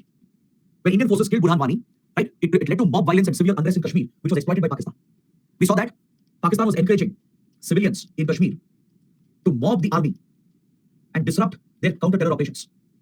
Stone pelting was being encouraged deliberately. It was a deliberate strategy to trigger the Indian forces to open fire against civilians. The ISI was sponsoring separatist elements in Kashmir following the killing of Burhan Wani. Burhan Wani was a terrorist. Young breed of terrorists were being supported. When India acted against them, eliminated these terrorists, right? There was support from civilians. There was mass unrest that broke out, and the ISI supported the mobs, pushing them to disrupt army operations. So when live encounters were going on, counter-terror operations were going on, civilians would surround the place. They would pelt and throw stones at Indian army. This would disrupt the operation, threatening the lives of everyone. So Indian army would be forced to retaliate and open fire on civilians to defend themselves, leading to deaths and injuries among civilians. CRPF, which is also deployed in Kashmir to maintain law and order, would also retaliate and open fire pellet guns to control the mobs that would injure many people and sometimes kill civilians as well. These pictures and videos would be published by Pakistan at global level. This was Pakistan's strategy to internationalize the Kashmir conflict. It would bring up the issue at United Nations. It would bring up the issue at Organization of Islamic Cooperation and accuse India of committing human rights violations. Because when forces open fire, even if they fire rubber bullets or pellet guns or tear gas, etc., there will be injuries. In close quarters, there could be death as well. If women, children, or old people or civilians, if they get injured or killed, right, the pictures and videos don't look good. Even though it's a necessity for the forces to protect themselves. Pakistan will use the opportunity to allege that human rights violations are happening. The Indian forces are targeting civilians. But the trigger is actually coming from Pakistan. It was a deliberate strategy to use civilians to mob the army to prevent the operations and pelt stones so that we would be triggered to push the mob back by using these methods where civilians might get injured or killed. Is that clear? So these are the tactics Pakistan has repeatedly used against India. Then came the massive Uri attack in 2016, again carried out by Jaish-e-Mohammed. This time, India retaliated with coercive diplomacy. We put tremendous pressure on Pakistan through international efforts. We cornered Pakistan at the UN, at Financial Action Task Force. We got support from US and Western countries to put more pressure on Pakistan. And within the region, we isolated Pakistan by excluding it from the SAARC. Is that clear? See, we can't remove Pakistan from SAARC, but we sidelined the SAARC grouping itself to isolate Pakistan. When the Uri attacks happened in 2016, in just a few weeks, the SAARC summit was about to happen in Islamabad. Pakistan was hosting it. The Islamabad summit was about to happen. But India boycotted the SAARC summit. As Pakistan was responsible for Uri attacks, right? We adopted an approach called SAARC minus Pakistan, meaning we will work with South Asian neighbors, but not through SAARC, because Pakistan is a problem here. So India boycotted the SAARC summit, and all the SAARC members, they supported India. We'll study more about this tomorrow when we take up these regional groupings. All the SAARC members, Sri Lanka, Bangladesh, Nepal, Bhutan, Maldives, Afghanistan, they all supported India. They blamed Pakistan for the Uri attacks, and they all boycotted the Islamabad summit. The SAARC summit did not happen. So since then, we have sidelined SAARC, and we have isolated Pakistan in the region through diplomatic efforts. Apart from course of diplomacy, India decided to use hard power as well, and carried out surgical strikes. Indian Special Forces, the Para SF, the Para Commandos of the Indian Army, infiltrated into POK across the LOC and struck the terror launch pads that are present right along the line of control. Pakistan would have set up these temporary terror launch pads where the trained terrorists are brought for temporary posting, and from there they are pushed across the border into India. The permanent terror camps are located deep inside Pakistan so that the permanent facilities are away from India's reach, so India can't easily attack them. So the larger terror camps, the permanent terror training camps, they're closer to the Afghan border, right in Khyber Pakhtunkhwa and towards the Afghan border. Whereas the launch pads, which are temporary facilities, they exist only for a few days. They can keep shifting. The trained terrorists are brought here to these temporary terror launch pads, from where they're pushed across the border into India, across the LOC into India. These launch pads were targeted by Indian Special Forces in a very successful operation, and many terrorists were eliminated. This was military action, right? Pakistan treated this as an act of war, as a breach of Pakistan's sovereignty, and as a result, tensions increased and the relationship completely broke down. Because of these events, the Gurdaspur and Pathankot attacks, unrest in Kashmir, and Uri attacks, the relationship completely broke down, and it further escalated after the Pulwama attacks. The Jaish-e-Mohammed carried out a suicide bombing targeting the CRPF convoy at Pulwama. 40 CRPF Jawans were martyred, right? It enraged the country. The government retaliated again by carrying out Balkot airstrikes using the Indian Air Force. This time, Indian fighter jets breached Pakistani airspace, went deep inside into Khyber Pakhtunkhwa, and bombed Balkot, where terror camps are located, permanent terror camps of Jaish-e-Mohammed and other terror groups are located. Again, according to India, multiple terrorists were killed, but Pakistan saw this as a breach of its sovereignty. It treated this as an act of war, and as expected, it retaliated against India. Even the Pakistani Air Force entered Indian airspace the next day. I'm sure all of you remember this, right? This resulted in an aerial dogfight between Indian Air Force and Pakistani Air Force. This was the first time it was happening after 1971. After 1971, Indian jets had never entered Pakistani airspace, right? We had never had an aerial dogfight between the two air forces after 1971. For the first time, these incidents happened. As a result, tensions increased. Both the sides shot down one fighter jet. We shot down an F-16, they shot down a MiG-21, and an Indian pilot unfortunately landed in POK. As his plane was crashing, he ejected, and Wing Commander Abhinandan landed in POK and he was captured as a POW, as a prisoner of war. But following negotiations, he was released safely, right? He was given back to India. But the crisis escalated and the tensions increased, and India suspended border trade. See, first of all, trade between India and Pakistan has been minimal. All right, we have one border checkpost, the Wagah Atari checkpost, integrated checkpost, where some trade was happening. Even this was shut. And the local trade along LOC between Kashmiri villages, that was entirely stopped. Border trade was completely shut. And MFN status was revoked by India. The most favored nation status, which countries give to each other, as per WTO. This was revoked by India to downgrade the economic relations. So since then, our economic and diplomatic ties have been completely downgraded. The only positive development was inauguration of Kartarpur Corridor. It's a cultural initiative because there are two important Gurdwaras, one on the Indian side and one on the Pakistani side. In the Gurdaspur district in Punjab, there's a very sacred Gurdwara. All right, it's very sacred for the Sikh community. On the other side in Kartarpur in Pakistan, there's another sacred Gurdwara. This is where it's believed that Guru Nanak, the founder of Sikhism, is believed to have spent his last years, the final years. These Gurdwaras were separated because of the partition, right? Because of the tensions in the hard borders, Sikh pilgrims could not visit Kartarpur. The only route for them was through Pakistan, right? They had to get a Pakistani visa, which was always difficult for Indians. So as a result, Sikhs could never visit Kartarpur, right? Even if they tried, it would be very complicated and risky. So the request was to create a visa-free corridor. And in 2019, finally, India-Pakistan fulfilled this promise. India and Pakistan worked together to create a visa-free corridor for 6 kilometers, where Indian pilgrims can enter Pakistan, reach Kartarpur, pay their respects at the Gurdwara, and come back on the same day. So such a visa-free corridor has been created, and this is the only positive development. Apart from that, everything has gone downhill since 2016. Later, India revoked the special status of J&K under Article 370 and reorganized Jammu and Kashmir, the state of Jammu and Kashmir, into 2 union territories. Obviously, Pakistan has opposed these changes. It has criticized India for these changes, taken this issue again to UN and OIC, accusing India of changing the status quo in the Kashmir dispute. Right? Because this changes the status quo on the ground. The removal of special status and reorganizing J&K into a union territory. It brings J&K under greater control of the center. Right? So Pakistan has opposed all these changes and tensions have further escalated between the two sides. So we haven't seen any much improvement in the last few years, and this is how things remain as of now. But right now, the biggest worry for India is the crisis, the internal crisis that has emerged in Pakistan. In the last couple of years, Pakistan has been staring at a deep-rooted crisis that goes on multiple fronts. There is a political crisis, a serious economic crisis, and a security crisis. Essentially, Pakistan is staring at collapse. Potentially, there is a risk of the Pakistani state collapsing completely. Politically, what has happened is that Imran Khan, the former Prime Minister, the leader of Tehreek-e-Insaf, right, his party was seen to be contradictory to the interests of the deep state. Even though Imran Khan was initially backed by the army and the ISI, later they had a fallout. They had their own differences which came up, and Imran Khan's popularity kept growing. So last year, the deep state pushed out Imran Khan. It triggered a political crisis, pushed out the Prime Minister, and new governments have been formed, and the political crisis is persisting. In the last few months itself, Pakistan has got 2 Prime Ministers.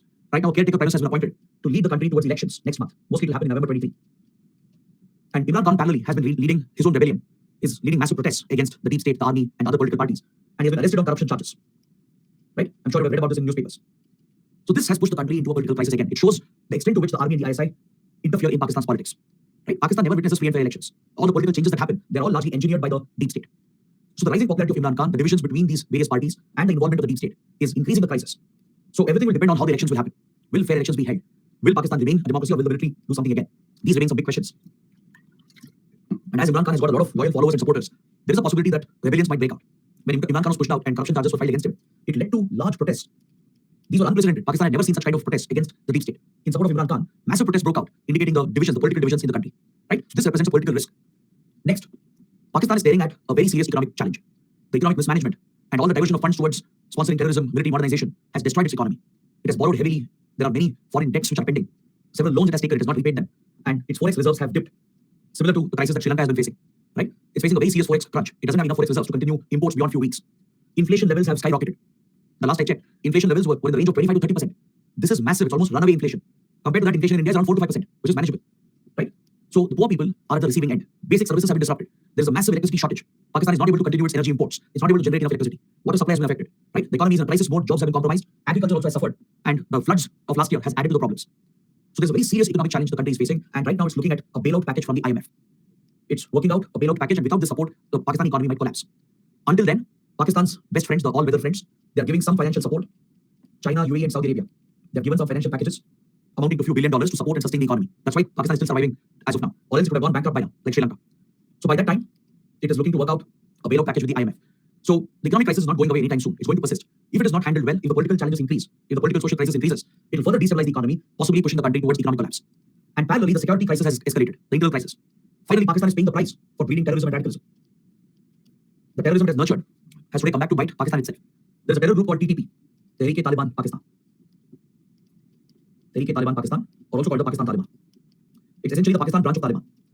Just like you have Afghan Taliban, which has toppled the Afghan government and captured power in Afghanistan since 2021. Similarly, the Pak Taliban, the TTP, wants to topple the Pakistani state. It wants to remove the Pakistani state and capture power to establish an Islamic state.